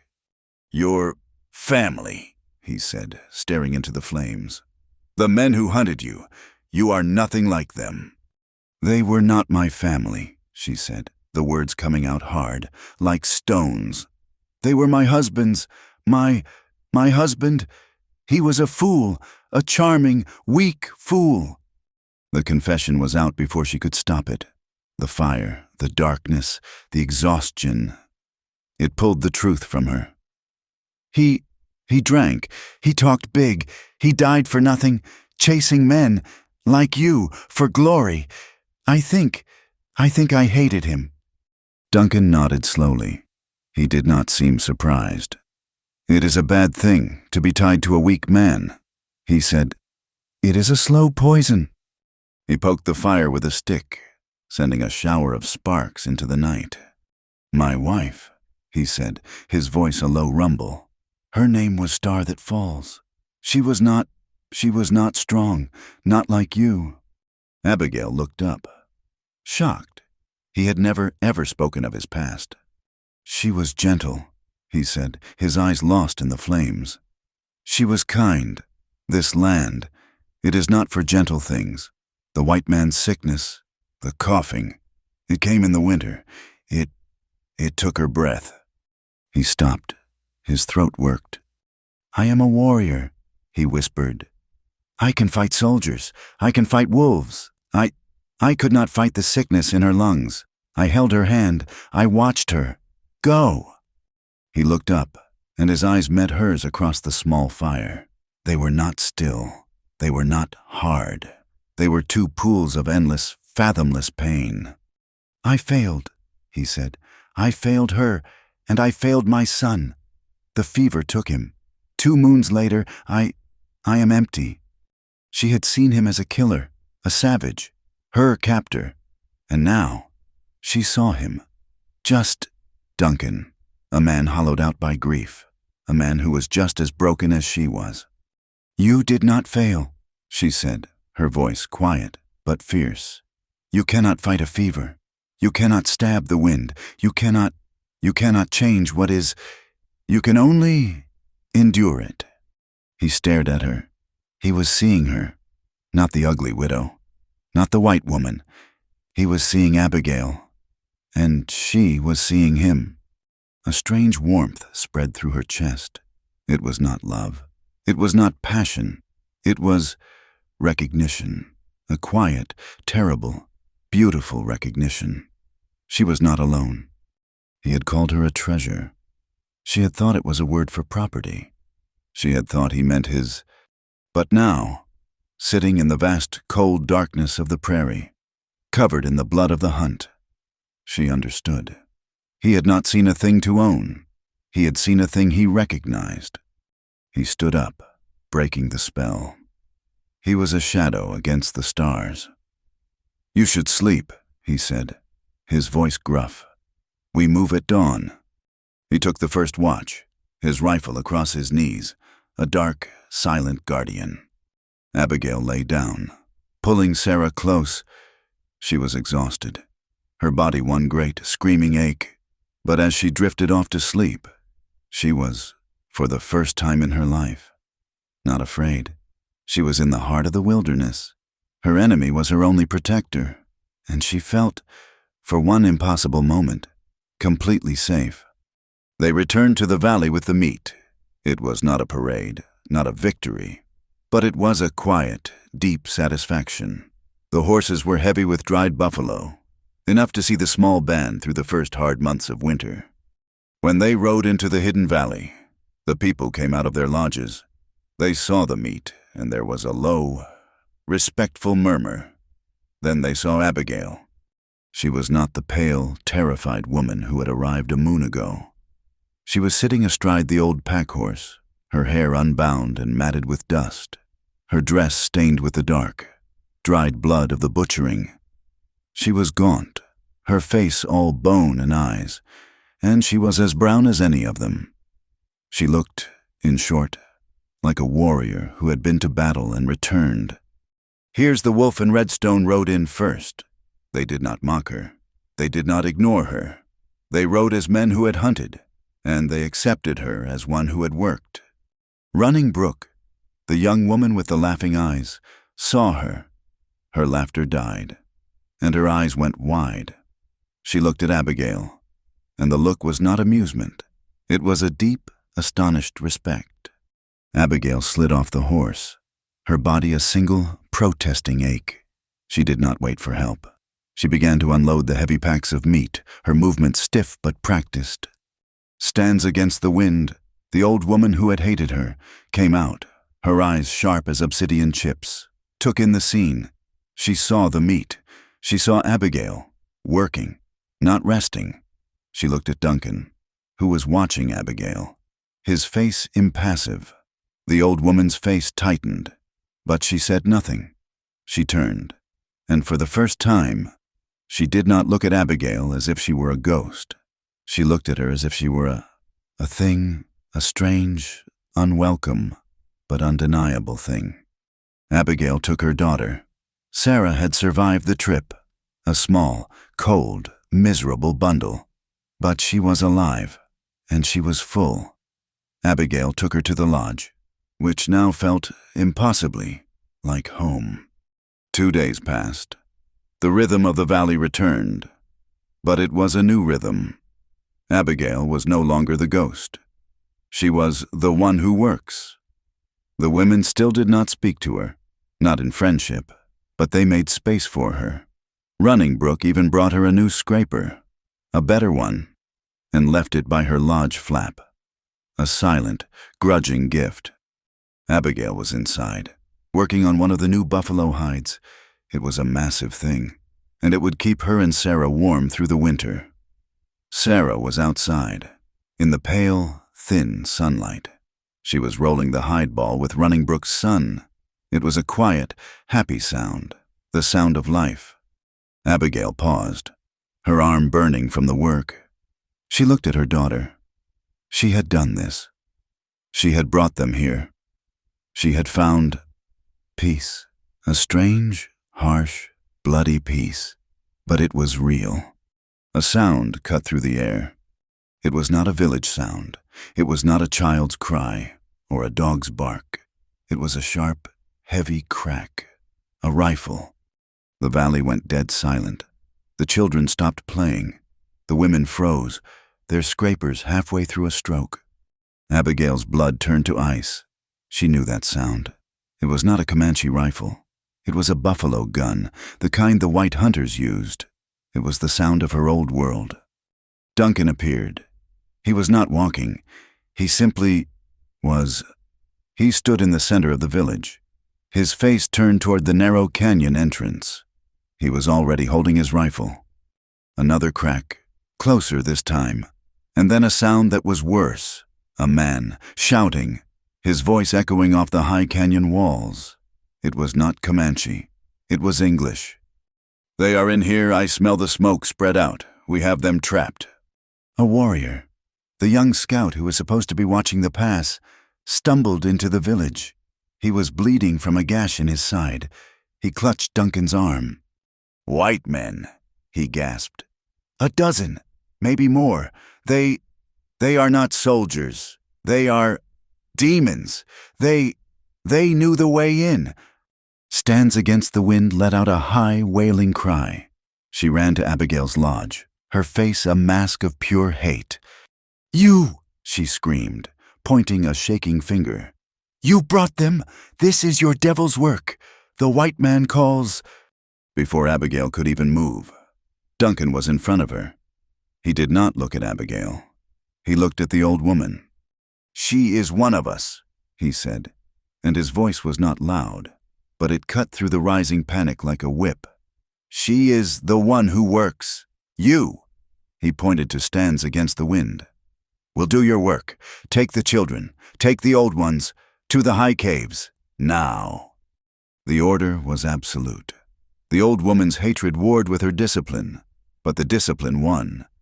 She spat on the ground, but she turned, shouting in her own language, and began gathering the terrified children. She grabbed Sarah's arm. "No!" Abigail screamed, moving forward. "Go with her," Duncan commanded Abigail, his voice hard. "Protect your child. That is your work now." "I will not," Abigail said. Her voice was shaking, but it was not from fear. It was from a rage so cold and pure it burned. "I will not hide." She looked at the canyon entrance, where the shouting was getting louder. "I brought this. I will work." Duncan looked at her. Her face was pale, but her eyes were burning. He was not looking at a white woman. He was looking at the warrior he had seen from the very beginning. He nodded, a sharp, quick motion. "Then take your child to the cave. Leave her with the others. And come back. You are a Comanche woman now. You will defend your home." He turned. "Warriors, to the high rocks. They are rabbits in a box. We are the eagles. Here's the wolf. Red stone with me. We do not let them touch the lodges." The village exploded into action. The women and children, a high, thin stream of terror, scrambled up a hidden path in the cliff wall. Abigail grabbed Sarah, kissed her hard on the head. "I will come back, little bird. I promise. Do not make a sound. Be brave." She pushed her into the arms of Running Brook, who was already herding her own son. Running Brook met her eyes, a look of shared, terrible understanding, and then she was gone. Abigail ran back into the center of the village. It was almost empty. The men were gone, up on the canyon walls, melting into the rocks. The attackers were coming. They were not soldiers. They were worse. They were hired men. Men Grosvenor would have known. They wore mismatched pieces of uniform. But they were not army. They were bounty hunters. And they were led by a man who sat on a tall, black horse just at the edge of the canyon, where the fighting was thickest. Bartholomew Wilkins. He was in his element. He was not a rancher now. He was a general, his face alight with a cold, righteous fury. "Burn them," he roared, his voice echoing. "Burn the heathen nests. I want the woman and the child. $100 for the child. 500 for the savage who leads them." The men, their faces greedy, surged forward. They were firing their rifles, not with accuracy, but with pure volume, sending bullets tearing through the hide lodges. A man, his face hidden by a yellow beard, kicked in the flap of a lodge near Abigail. He was carrying a torch. "This one is empty," he shouted. He was wrong. An old man, one who had been too slow to get to the caves, was inside. He lunged out with a spear. The man with the torch shot him. The old man fell. Abigail screamed. The man with the yellow beard laughed. He saw her. Well, look what we have here. It is the queen herself." He raised his torch. He was going to burn the lodge, the old man's body still inside. Abigail did not think. She did not plan. The granite in her spine simply acted. She was beside the lodge, where she had been stacking firewood. She grabbed a thick piece of cottonwood, a log as long as her arm. He was still laughing as he stepped toward her, reaching for her. "Come here, you—" She swung the log with all the strength of her back, all the strength of her rage. It connected with the side of his head with a sickening, wet crack. His eyes went wide. Surprised, he dropped the torch. He dropped his rifle. He fell to his knees, and then toppled, like a sack of grain. Abigail stood over him, her chest heaving. The torch was sputtering in the dust, inches from the dry hide of the lodge. She stared at the man. He was dead. She had killed him. She had taken a life. She felt nothing, no remorse, no horror, She felt a cold, clear, terrible satisfaction. The man's rifle was on the ground. She did not know how to use it. But his pistol was in his belt. She pulled it free. It was a heavy Navy revolver. She knew this. John had had one. She turned. The battle was everywhere. It was chaos. The hired men were in the village now, fighting lodge to lodge. But they were not having an easy time. Duncan and his warriors were on the ground. Two, fighting with a ferocity she had never seen. It was not a battle. It was a butchering. The Comanche were fighting for their homes. The hired men were fighting for money. Duncan was a demon. He had a tomahawk and his rifle, and he moved like a red wind. He killed 2 men. 1, 2, so fast she could barely follow. Bartholomew saw it. 2, he saw his men, his expensive, hired killers, being cut to pieces. "The woman!" he bellowed, his voice cracking. "She is the one, get the woman!" He saw her, standing in the open, the pistol in her hand. "There!" he screamed, pointing. "There she is, the ugly widow, the savage's whore!" He raised his own rifle, a fine, silver-inlaid thing. He was aiming at her. He was 100 yards away. He would not miss. She raised her own pistol. It was a hopeless, useless gesture. No. It was Duncan. He was on the roof of a lodge, a place he had no right to be. He had his bow. He had not used it in the canyon. He drew. The movement was a single, fluid blur. Bartholomew's rifle cracked. The bullet hissed past Abigail's ear, so close it burned her skin. At the same instant, Duncan's arrow flew. It was a beautiful, terrible thing. It crossed the distance in a silent breath. Bartholomew was still aiming, his face contorted. The arrow took him in the throat. He did not scream. He made a wet, surprised, choking sound. His rifle clattered to the rocks. He looked down at the feathered shaft that had suddenly sprouted from his neck. He looked at Abigail. His eyes were wide with a final, agonizing confusion. He toppled from his horse. The battle stopped. The hired men, their leader, their paymaster, the source of their righteous fury, was a heap in the dust. They looked at his body. They looked at the Comanche warriors, who were now appearing from all sides. Redstone, here's the wolf, Duncan, who dropped from the lodge roof, landing like a cat. The hired men were not stupid. They were beaten. One of them, a man with a missing ear, raised his hands. "We are done. We are done. We were just hired." Duncan walked toward him. He did not have his rifle. He had his tomahawk. He said she was his." The man stammered, backing away. "He said you stole her." Duncan stopped. He looked at the man. Then he looked at Abigail. She was standing, her dress torn, her face smeared with soot, the pistol still gripped in her hand. She was the one who had brought this. She was the one who had, by her very existence, caused this. She looked at the body of Bartholomew Wilkins, the man who had called her a joke, the man who had tried to sell her, the man who had come to burn a village to get her back. He was just a dead man, a piece of meat, bleeding in the dust. The monster was gone. "This," Duncan said, his voice quiet, "is her home." He looked at the hired man. "Go," he said. "Take your dead. Tell the others. This is the land of the people. It is not a place for white men's games." The men, terrified, scrambled to obey. They grabbed the body of Bartholomew. They grabbed their wounded. They fled, their retreat a panicked, clumsy rout. The silence that fell was heavy. It was filled with the smoke and the smell of blood and the distant, thin wail of a child from the caves. Abigail looked at Duncan. He was covered in sweat and blood, not all of it his own. He was looking at her, at the pistol in her hand, at the dead man she had killed with the log. He walked over to the man. He nudged him with his boot. He looked at the caved-in skull. Then he looked at Abigail. He did not smile. He did not congratulate her. He reached out and gently, He took the heavy revolver from her hand. "You have done good work," he said. "You have defended your home, one who works." He turned and looked at the burning lodge. Now we see to our families." He took the pistol from her hand.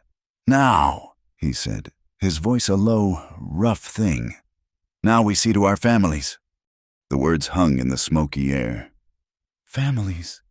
The word, in his mouth, meant something new. It meant something earned. The echo of the last gunshot was still bouncing off the high canyon walls. The village was a ruin. 2 lodges were burning, sending thick, greasy smoke into the pure, cold sky. The bodies of the hired men and the 2 Comanche, the old man and the scout, were dark, still shapes in the dust. A sound, thin and high, came from the cliffs. A child, crying, and then a woman's voice, calling a question that held a world of terror. "The caves." "Sarah," Abigail breathed. Her legs, which had been granite, turned to water. She saw them, a procession of ghosts emerging from the hidden path in the cliff. The women, the children, the old ones. They were moving slowly, afraid of what they would find. Running Brook was there, herding her son, and she had Sarah by the hand. "Mama." Sarah broke free. She ran, her small legs churning, across the open, bloody ground. She did not look at the bodies. She did not look at the smoke. She just ran to her mother. Abigail fell to her knees, her arms open. The impact of the child, small, warm, and real, almost knocked her over. Abigail buried her face in Sarah's hair, breathing in the scent of her, the scent of dust and fear. She was alive. She was safe. "It is all right, little bird," Abigail whispered, her voice a raw, broken thing. "It is over. The monsters are gone." "No," a voice boomed, a voice that was pure, rumbling evil. "The biggest one is still here." Abigail's head snapped up. Her blood, which had been so warm with relief, turned to ice. Duncan had turned, his body a single, coiled muscle. His tomahawk was still in his hand, slick with blood. He was looking up. On the cliff, in the same spot where Duncan had been, a man was standing. He was enormous, a mountain in bearskins. He was holding a heavy, long-range buffalo gun, and it was aimed, not at Abigail, but at Duncan. It was Grosvenor, the man who had bought her, the man who had slapped her. He had not fled with the others. He had been a shadow, waiting, watching. I am a patient man, savage. Grosvenor rumbled, his voice echoing, a god of the canyon. "I saw this transaction go poorly, Mr. Wilkins." He was not a good businessman. He let his emotions get in the way. He wanted revenge. I just want my property." Duncan did not speak. He pushed Abigail, who was still kneeling, behind the burning lodge. "Stay," he commanded. Grosvenor laughed. It was a cold, dry sound. "You cannot hide her. Savage. I will have her, and the child. She will be worth a great deal in a few years." The threat, so casual, so monstrous, ripped through Abigail. This was not about land. This was not about revenge. This was about a darkness she could not comprehend. "First," Grosvenor said, "I will kill you. You have cost me a great deal of time." He settled the rifle. Duncan was exposed. The center of the village was a killing floor. He had his tomahawk. He had his knife. Grosvenor had a half-mile of death in his hands. "Run!" Abigail shrieked at him. "He runs. I shoot the child," Grosvenor said, calm.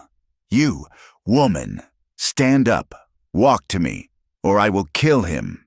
And then I will kill every child in those caves, one by one, until you come out." This was the trap. There was no escape. Abigail looked at Duncan.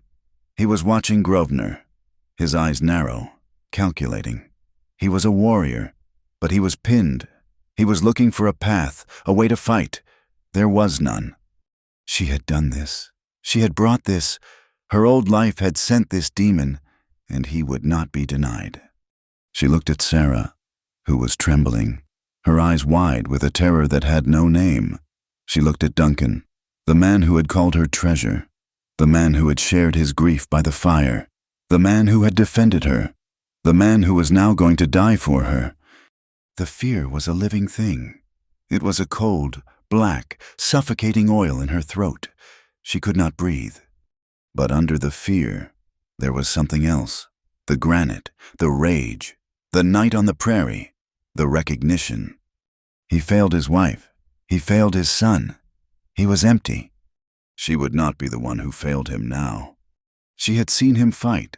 She had seen him move. But she had also seen him think. He did not just use strength. He used the land. He used the wind. He used everything. And so would she. Her eyes darted around. The fire, the burning lodge, the smoke, the dead hired man with the yellow beard. An idea, cold and desperate, was born. She pushed Sarah. "Go," she whispered, her voice hard. "Go to Running Brook. Do not look back. Run." Sarah looked at her, her eyes filled with tears. But she did not disobey. She ran. Abigail stood up. "There she is," Grosvenor rumbled, his voice full of satisfaction. "Come, my dear. Walk. Slowly." Abigail took a step, not toward him, but toward the dead hired man. "What are you doing?" Grosvenor roared. "Walk!" She did not walk. She lunged. She grabbed the torch the man had dropped, the one that was still sputtering in the dust. "You stupid!" Grosvenor's voice was full of confusion. Abigail did not run at him. She ran at the other lodge, the one that was not burning, the one where Redstone lived, the one that was filled with the new, dry, winter hides. "No!" Grosvenor shouted. Abigail plunged the torch into the hide flap. It was dry as paper. It went up, not with a flame, but with an explosion of smoke, thick, oily, black smoke, the smoke of burning hair and fat. "Duncan!" she screamed, her voice ripping. "Now!" The wind, which always gusted in the canyon, took the smoke. It created a solid, black wall between Grosvenor and the village. Grosvenor roared in fury. A shot. The bullet went wild, tearing through the smoke, hitting nothing. "You cannot hide!" he screamed. Abigail was coughing, her eyes streaming. She was exposed. She was standing between the fire and the monster on the cliff. She saw Duncan. He was not there. He had vanished. The second she had screamed, the second the smoke had bloomed, he had moved. He had not run at Grosvenor.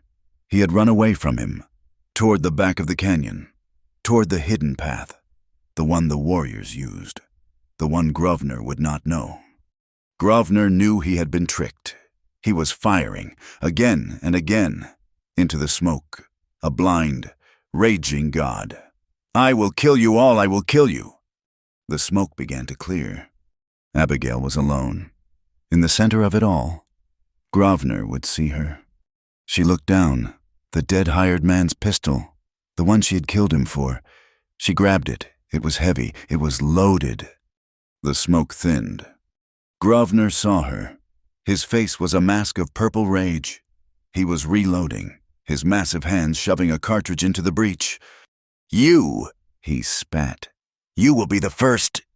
He raised the rifle. Abigail raised the pistol. It was a joke. He was 200 yards away. She could not hit the cliff, let alone the man, but she raised it. She would not die on her knees. She would not die a victim. She was Abigail Wilkins. She was the one who works. She was a mother. She would die a warrior. She stood between the man who had come to kill and the man she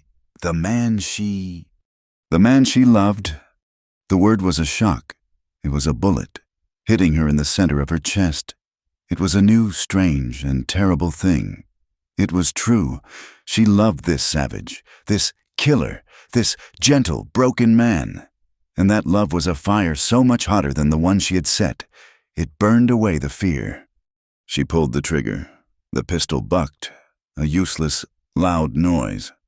Grosvenor laughed, his aim steady. "Goodbye, ugly widow." "She is not a widow." The voice was not Duncan's. It was above Grosvenor. He froze. He looked up. Duncan was on the high ridge, 10 feet above him. He had no rifle. He had no bow. He just had his knife and his tomahawk, and he was launching himself. It was not a man. It was an eagle. It was a red, screaming piece of the land itself. Grosvenor did not even have time to turn. Duncan hit him like a thunderbolt. The two men, the giant in his bearskins and the Comanche warrior, toppled from the ridge, a tangle of limbs, and disappeared from view. The rifle clattered down the rocks, landing on the canyon floor. The silence that fell was absolute. Abigail stood, the pistol smoking in her hand. The entire village was frozen, the women on the path, the warriors on the rocks. Nothing.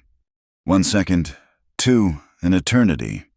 Then a shape pulled itself up onto the ridge where Grosvenor had been. It was Duncan. He was breathing hard. His chest was bleeding, a long, shallow cut. Grosvenor had, in his last, desperate second, used a knife. He was not looking at the village. He was not looking at his people. He was looking at her. He looked at Abigail, standing alone in the smoke, holding the pistol, having saved his life. She had stood between him and the attacker. She had used the smoke. She had been his warrior. Abigail let the pistol fall from her numb fingers. She had not saved him. They had saved each other. She looked at him, the man on the cliff, the man who was her home, and for the first time, she did not see a savage. She did not see a captor. She did not see a warrior.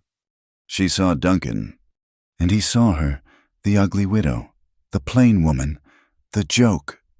And she was, to him, the greatest treasure he had ever known. He stood on the ridge, a dark cutout against the bruised, smoky sky. She stood on the canyon floor, a small, still thing in the ruins of the village. The pistol was a useless weight at her feet. They just looked. It was a moment that stretched, that pulled all the noise and blood and terror of the last hour and condensed it into a single, silent point of recognition.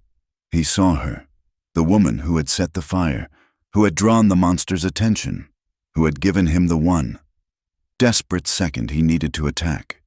And she saw him, the man who was bleeding, the man who had come back for her, the man who had, with his own body, shielded her from the final, terrible judgment of her old life. He had called her treasure. She had thought he meant his. She understood, in that long, silent moment, that he had meant theirs. He had seen a thing of value, and he had put it in the center of his home, and he had defended it. And she, in turn, this new, strange, impossible creature she had become, had defended him. The silence was broken by a cough. It was not him, it was not her, it was Red Stone, the grim warrior who was standing by the burning lodge, his face a mask of soot and awe. He was looking at Duncan, and then at her. The spell was broken. The world rushed back in. From the cliffs, the wail of a child, no longer in terror, but in confusion. The women, the children, the old ones, were coming down the path, a slow, hesitant river of life returning to its banks. Duncan moved. His body was stiff. He climbed down from the ridge, not with the fluid grace of an eagle, but with the deliberate, pained movements of a man. The cut from Grosvenor's knife, the one he had taken in that final, desperate tangle, was deeper than it had looked. A dark, steady line of red was making its way down his ribs. Abigail's breath caught. The man who had survived a battle was now simply a wounded man. The villagers poured into the open. They stopped, their eyes wide, taking in the ruin, the 2 dead warriors, the 2 burning lodges, the body of the hired man, the one Abigail had killed with the log, a stark, terrible testament in the center of it all. No one looked at Duncan, not at first. They all looked at her. Abigail Wilkins, The white woman, the ghost, stands against the wind. The old woman, whose grief had been a wall of hatred, came forward. Her eyes were sharp. She looked at the dead man by Abigail's feet. She looked at the smoking lodge Abigail had sacrificed. She looked at Bartholomew's body, far in the distance. And she looked at Duncan, who was walking, his side slick with blood, toward the center of it all. Running Brook came to Abigail's side. She was not crying. Her eyes were bright, and she was holding Sarah's hand. She did not just give the child back. She stood beside Abigail. A silent, public statement. This woman, she was one of them. "Mama," Sarah whispered, and she lunged, grabbing Abigail's skirt. Abigail pulled her daughter close, her hand trembling, stroking her hair. She did not kneel, she did not cry. She stood, her spine granite, and she looked at the tribe that had become her own. Duncan stopped in front of her. He was breathing hard, the air hissing through his teeth. The tribe was silent, waiting. He was their leader. He would speak. He would tell them what this all meant. He did not speak to them. He spoke to her. "The fire," he panted, a small, almost invisible smile touching his lips. "It was good work." Abigail's eyes filled. She had been called ugly. She had been called a joke. She had been called whore. He called her good work. "You are bleeding," she said. Her voice was not her own. It was a low, rough, commanding thing. "It is nothing," he said, turning, as if to prove it. "Sit," she said. He froze. The entire tribe froze. He was the warrior, the leader. He had just saved them all. A woman, a new woman, a white woman, did not tell him to sit. He looked at her. Her face was pale under the soot. Her eyes were burning with an authority he had never seen. It was not the authority of a wife. It was the authority of a partner. It was the authority of the woman who had, just now, saved his life. He did not argue. He sat, right there, in the dust, by the body of the man she had killed. The village stared. Abigail moved. She was not a warrior. She was not a wife. She was the one who works. "Water," she said, looking at Running Brook. "And the medicine cloths." Running Brook, her eyes wide with a new, deep respect, nodded. She ran. Abigail knelt in front of Duncan. She was not his servant. She was not his lover. She was his, and he was hers. They were bound, not by a ceremony, but by the blood they had spilled together.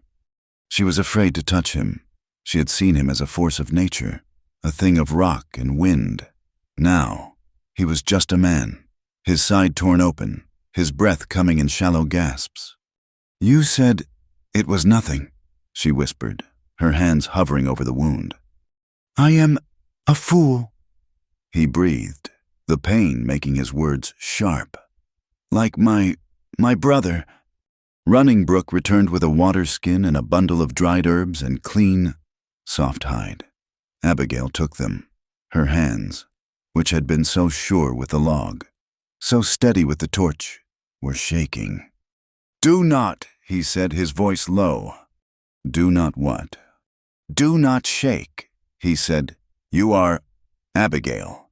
You are granite. Do not be weak. Not now." Her hands steadied. He was right. He had seen her strength. He was borrowing it. She dipped the cloth in the water. Gently, she began to clean the wound. It was long, from his ribs to his hip, and deep. Grosvenor's last, hateful act, but it was clean. It had missed the organs. He did not flinch. He did not hiss. He just watched her. He watched her face, her plain, soot-stained, beautiful face. He watched her hands, her strong, calloused, gentle hands, as they patched the leader of the Comanche. The village watched. Two stands against the wind. The old, grieving mother walked forward. She stood over them. her shadow falling on them both. Her face was a storm. She looked at Duncan, her leader, being tended to by the white woman. She looked at the lodge that was burning, the one Abigail had set. It had been Redstone's lodge. His wife and child were now homeless. She looked at the other burning lodge, the one the hired man had torched, the one where the old man had died. That had been her lodge, the lodge of her dead son, the lodge Duncan had given to this woman. It was gone, all of it. Abigail felt the shadow and looked up, her heart stopping. Stands Against the Wind was not looking at Duncan. She was looking at Abigail. The old woman's face was a ruin of grief and anger and a terrible new understanding. This woman, this white woman, had not caused this. She had finished it. She had brought the fight, but she had also stood. She had not hidden. She had killed. She had saved their leader. She had sacrificed a lodge to save the village. The old woman reached into a pouch at her belt. She pulled out a small, sharp, obsidian knife. Abigail flinched. The old woman did not move. She just held it out, not to stab, but to give. She held it out to Abigail. "The herbs," the old woman grunted, in broken, harsh English. You cut them. You mix." It was not forgiveness.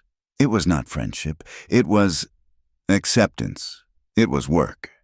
Abigail, her hands still bloody, took the knife. "Thank you," she whispered. Stands Against the Wind nodded, a sharp, bird-like motion. "You work," she said, and she turned and began to shout orders at the other women. The battle was over. The cleanup had begun. The next moon was a moon of rebuilding, a moon of ghosts. They buried their dead.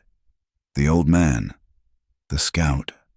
Abigail and Sarah stood with the tribe, two pale faces in a sea of brown, grieving for men they had never known, but who had died for the home that was now theirs. The hired men were dragged out. Their bodies were left for the land. The land did not care if they were white or red. It took all. The village was scarred. 2 lodges were gone. Winter was coming, and the cold wind from the north was a sharp promise. Abigail worked. She was a fury. She was not just the one who works. She was the one who builds.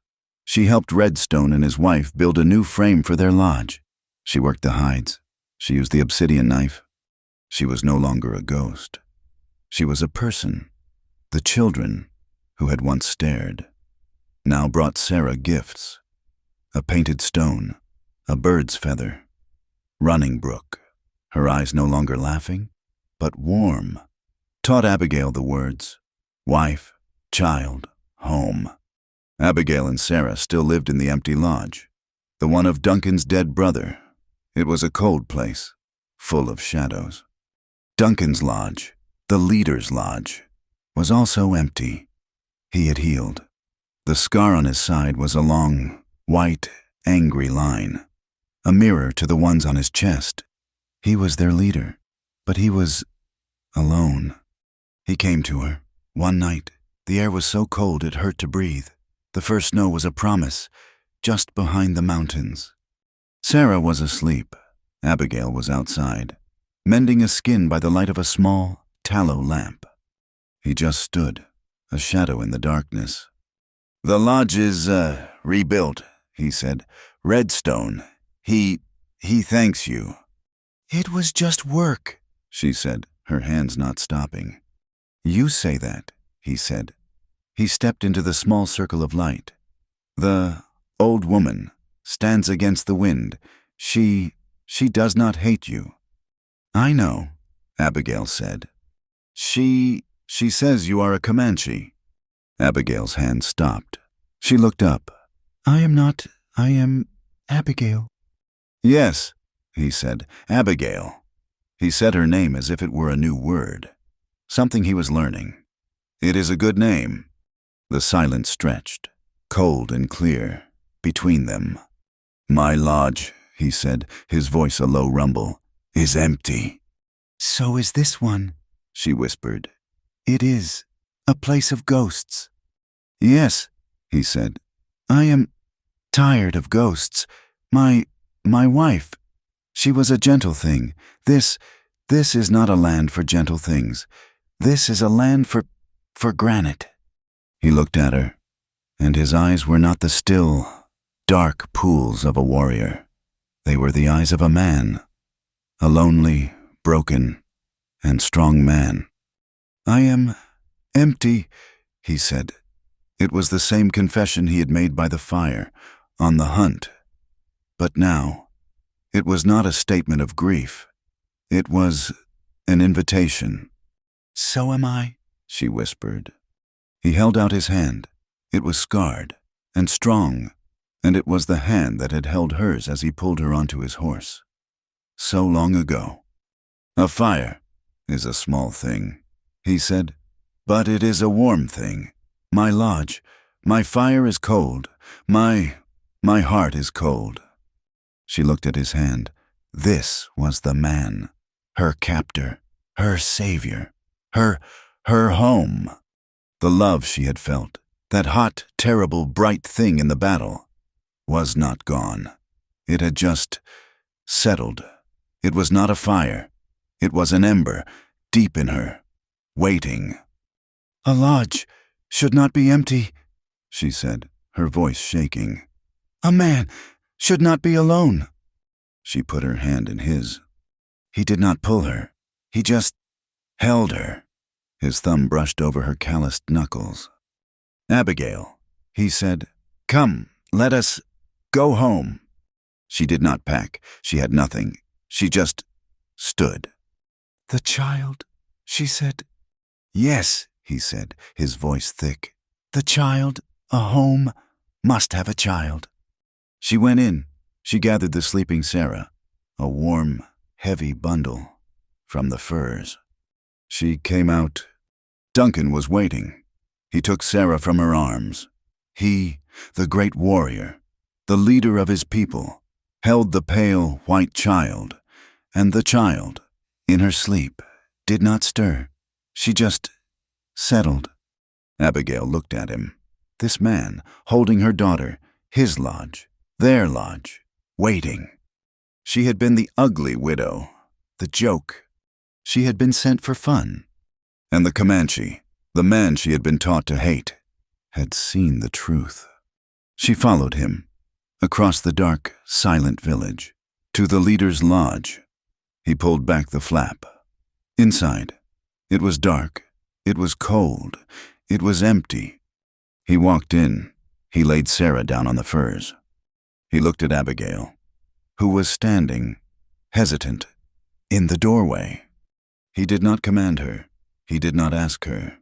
He just knelt by the cold, central fire pit. He struck a flint, a spark, a tiny, new flame. It caught on the tinder. It grew. It cast a warm, golden light. It pushed back the shadows. It lit his face, his strong, scarred, beautiful face. He looked at her. Abigail, he said, it is warm. Come.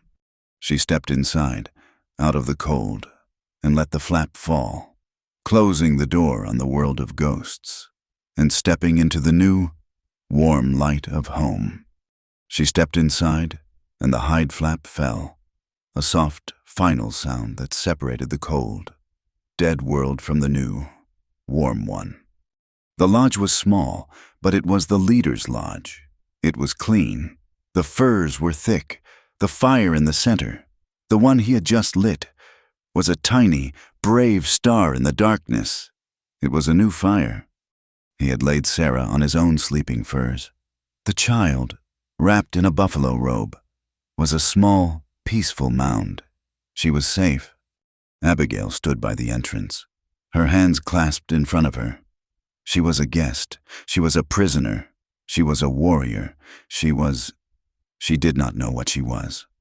Duncan did not look at her. He was tending the fire. He added a small piece of wood, a larger one. He coaxed the flame, his large, scarred hands gentle and precise. He was a man who knew how to build a fire. You are cold, he said. His voice was a low rumble, not a command. She was cold. She was frozen. The blood from the battle, the sweat of her fear, was drying on her, and the night air was a knife. "Sit," he said. He gestured, not at his bed, but at the other side of the fire. She sat. She pulled a fur around her shoulders. The new, rising warmth from the fire began to touch her face.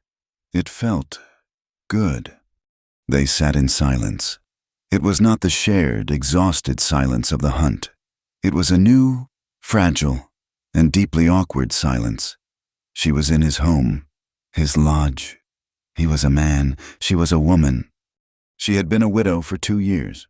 She had been the ugly widow for longer than that. She did not know.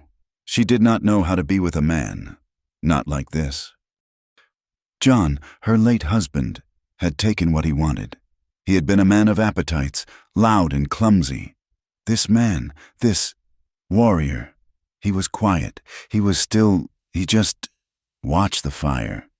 The village, she finally whispered, just to break the silence. The lodges, red stone, stands against the wind.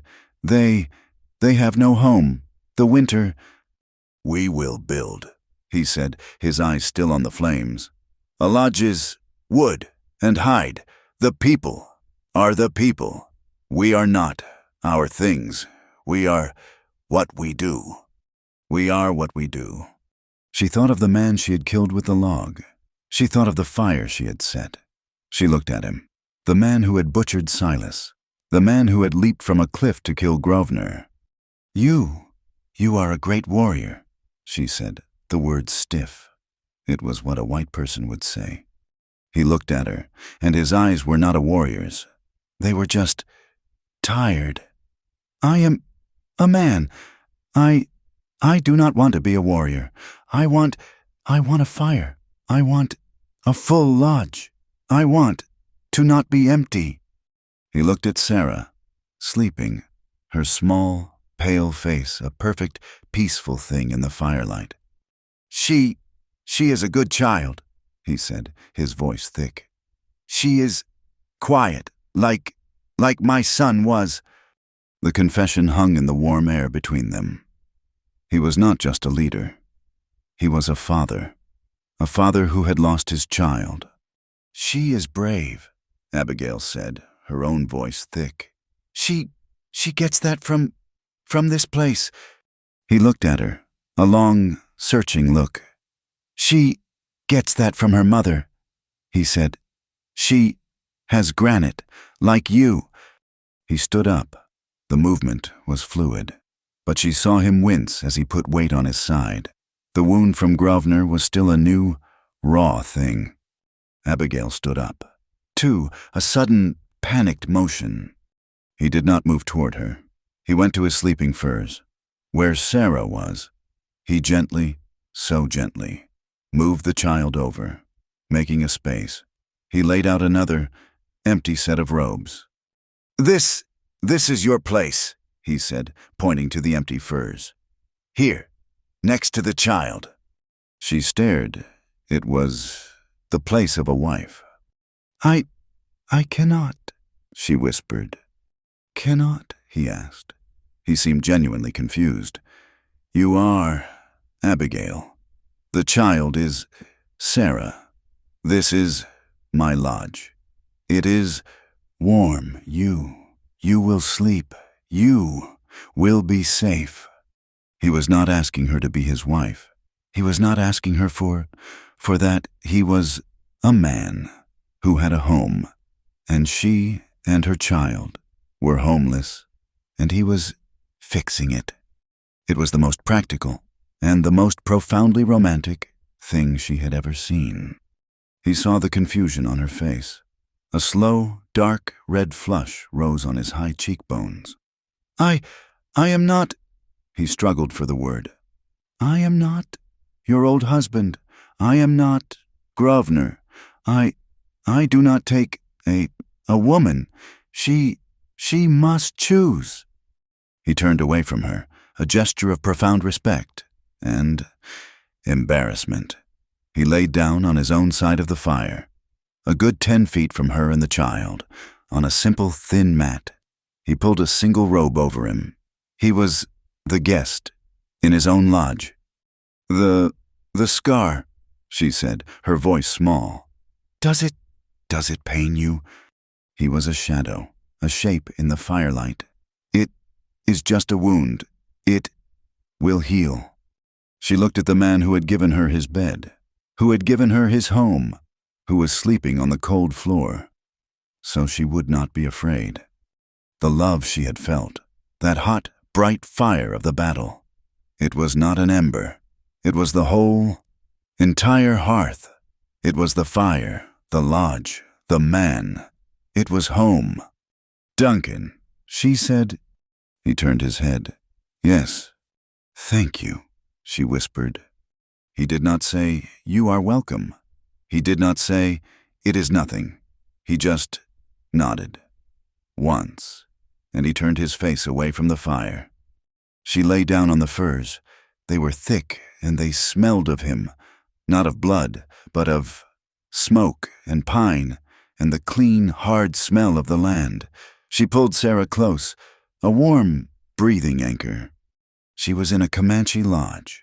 Her enemy was sleeping on the floor, and she had never, ever, in her entire, hard, 30 years, felt so completely and utterly safe. She slept. The morning was a new world. The sun came over the canyon walls, sharp and cold, and the village was a wound. The battle had been won, but the cost was real. 2 lodges were black, smoking holes. 2 families were grieving.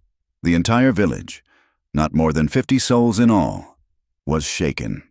Abigail came out of the lodge. The air was cold, but the sun was bright. She held Sarah's hand, and the village stopped. They had all seen her. Last night, they had seen her go into the leader's lodge, and now she was coming out. Stands Against the Wind was the first one she saw. The old woman was standing by the ruin of her lodge, her face a mask of ash and grief. She was just staring at the hole where her life had been. Abigail's first instinct, the white woman's instinct, was to go to her, to comfort her, to say, I am sorry. But she was not a white woman, not anymore, and she knew. Sorry was a useless, empty word. It was a white man's word. The Comanche word was work. Abigail looked at Duncan. He had come out with her. He stood beside her, his side bound in clean hide. He was the leader. He looked at his village, at the ruin, at the grief. We are the people, he said, his voice not loud, but it carried in the cold, clear air. We are not dead. The winter is coming, and we have work. He did not give a speech. He did not mourn. He just stated the fact. He looked at Redstone, who was standing, his wife and child beside him, staring at his own ruined home. Redstone. Duncan said, You are a strong builder. You will lead. We build. He looked at the women. The hides. They are gone. We must hunt. Here's the wolf. You will take the hunters today. He looked at Stands Against the Wind. Mother, he said, the word heavy. You are the eldest. You will lead the grieving. We mourn our dead one day. Then we work. And then he looked at Abigail, and the whole village looked at her. Abigail, he said, and he used her name, not the one who works, not woman. Abigail, you know the white man's medicine. He said this was not true, but he was giving her a job. You will tend the wounds, the children. They are afraid. You will comfort the children. He had given her a place. He had, in front of all of them, named her. He had made her real. Abigail did not speak. She just nodded. And the village moved. Here's the wolf gathered the men. Redstone began to walk, assessing the damage, and the women, they began to work. Abigail took Sarah's hand. "Come, little bird," she said. We have work." She walked, not to stand against the wind. That was a grief too deep. She walked to Running Brook. Running Brook's son had a cut on his arm. From a falling rock, he was crying. Abigail knelt. She did not have medicine. She had her hands. She had the skills of a mother.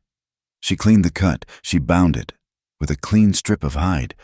The boy, who had been so afraid, looked at her and at Sarah, and he stopped crying. Abigail worked. She moved from child to child. She was not a white woman. She was not a Comanche woman. She was the mother, the one who comforted. By the end of the day, a new, strange peace had settled. The grief was still there, a cold stone under the surface. But the work was the thing. They built, they salvaged the poles from the burned lodges. They scraped, they worked. And Abigail worked with them.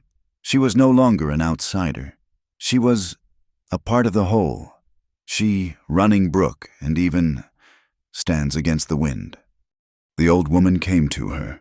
As the sun was setting, the village was a hive of activity. A new frame was already rising. Stands against the wind did not speak. She just held out a bowl.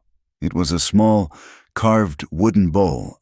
It was full of a thick, dark berry paste. Abigail looked at it. "For the child," the old woman grunted. She is thin." Abigail's eyes filled.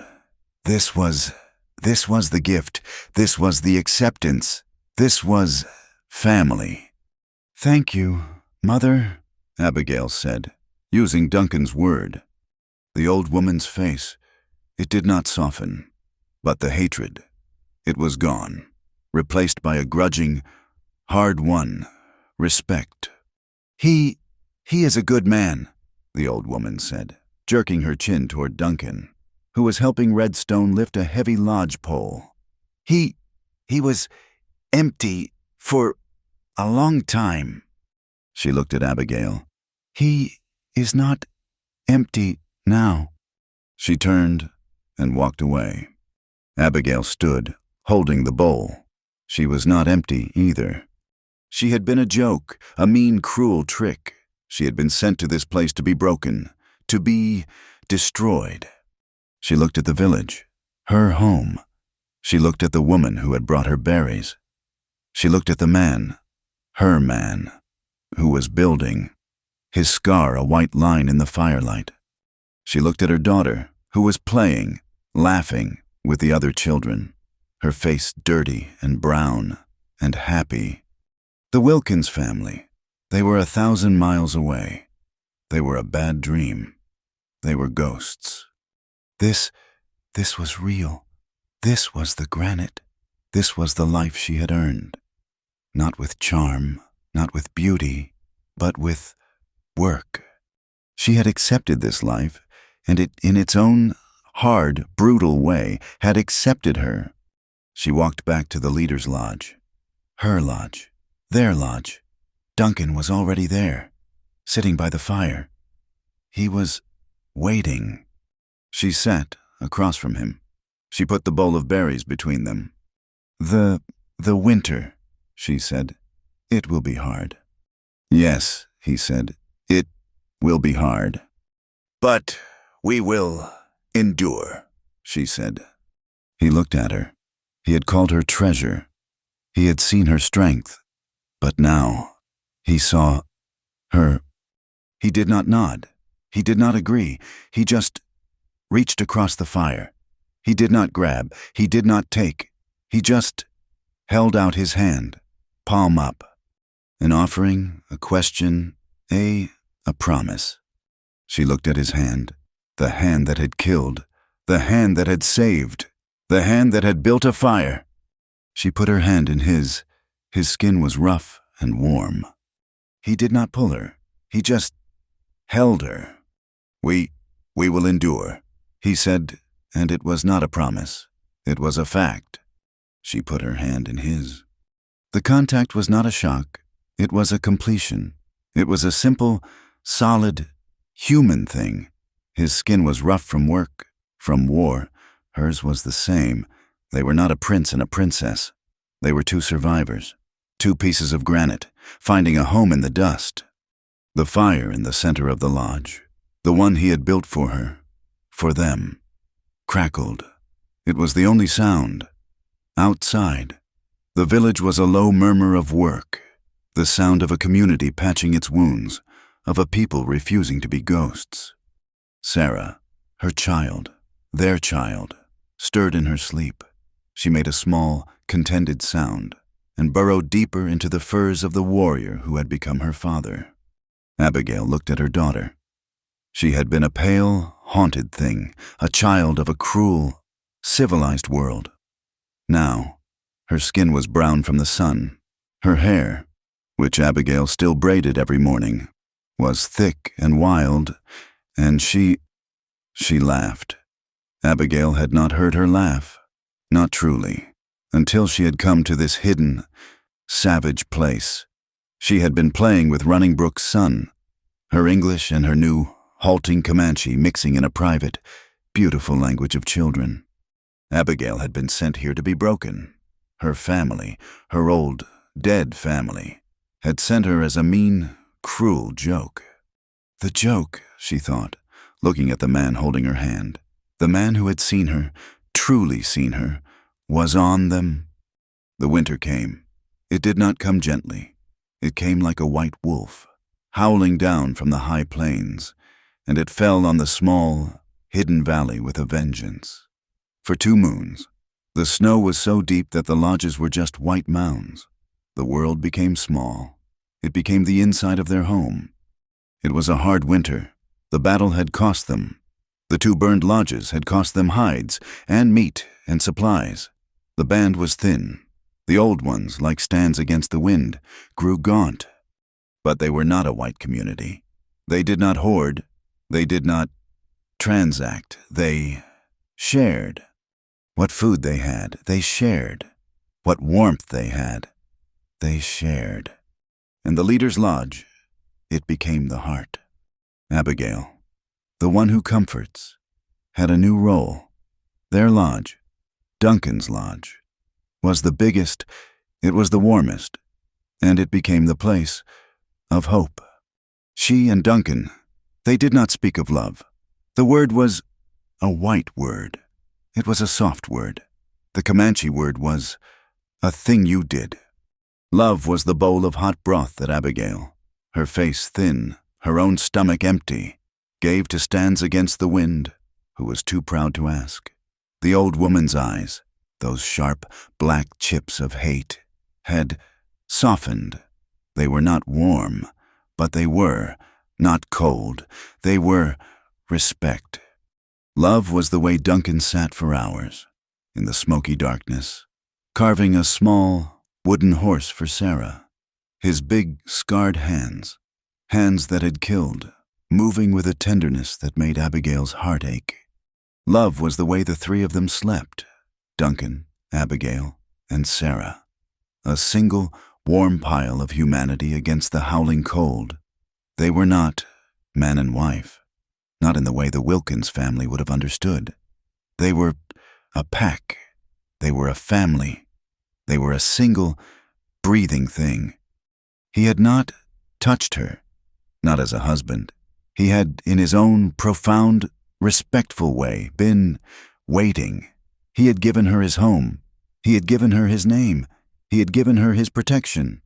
The final choice was hers. One night, the wind was so loud it was a scream. The snow was a solid wall against the hide. The fire was a low, hungry thing. Sarah was asleep, a small, peaceful knot. Duncan was mending a snowshoe. Abigail was mending a moccasin. He was watching her.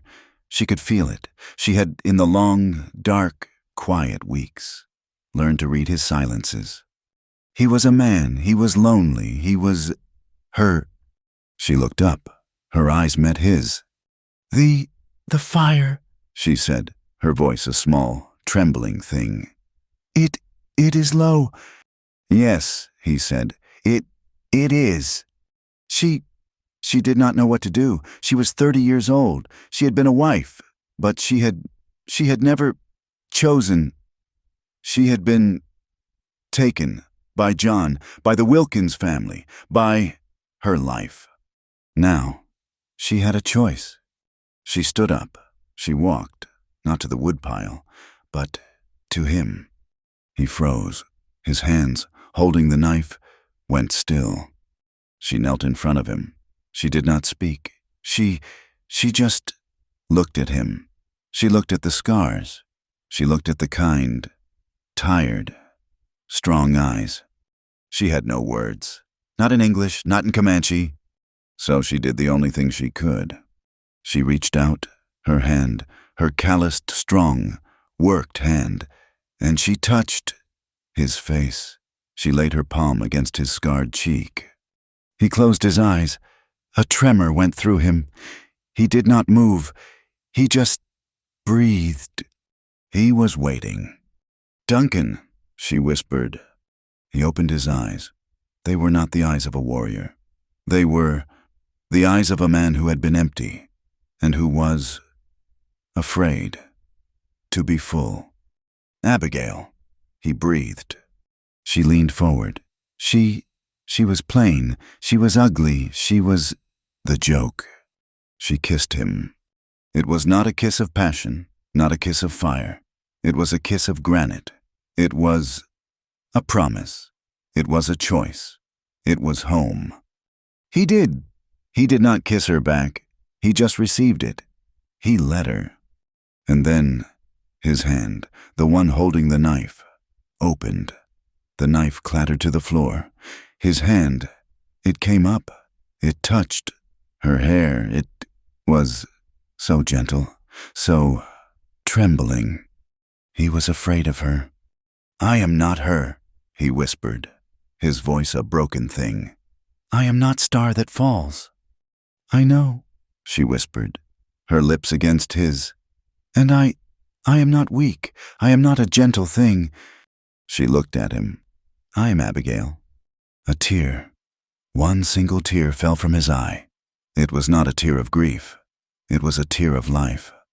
He put his other hand on her face. "My Abigail," he said, "my treasure." And he kissed her, and it was fire. The winter broke, the snows melted. The high hidden valley, it came alive. It was a new valley. It was smaller. The dead were gone, but the living, they were stronger. The people were not ghosts. They were a family. Redstone's lodge was rebuilt. Stands against the wind, she moved in with them, with her son, her new daughter, and her granddaughter. She was not a grieving mother. She was a grandmother. She taught Sarah how to work the beads. Abigail was, she was full. She was pregnant. It a secret, a new life, a hope, a Comanche life. She stood on the ridge, the same ridge where Duncan had fought Grosvenor. The sun, it was warm. The valley, it was green. Duncan, he came up behind her. He did not touch her stomach. He just stood beside her. They looked down at their village. The children, they were laughing. Sarah, her Sarah, she was leading the game. "It is a good place," Abigail said. Her English, it felt strange. She thought in Comanche now. "It is our place," Duncan said. He took her hand. The ugly widow, the joke, the woman who had been sent for fun. She smiled. She leaned her head against his shoulder. He was not empty. She was not a ghost. They were home. Thank you for listening to this story. I am so glad to have shared it with you. Where in the world are you listening from? Please let me know in the comments. I would love to hear from all of you and hear your thoughts. If you enjoyed this tale, please consider subscribing to my channel, Wild West tales. And give this video a like. And if you really loved it, please press that hype button to help this story be heard by more people. Your support means the world.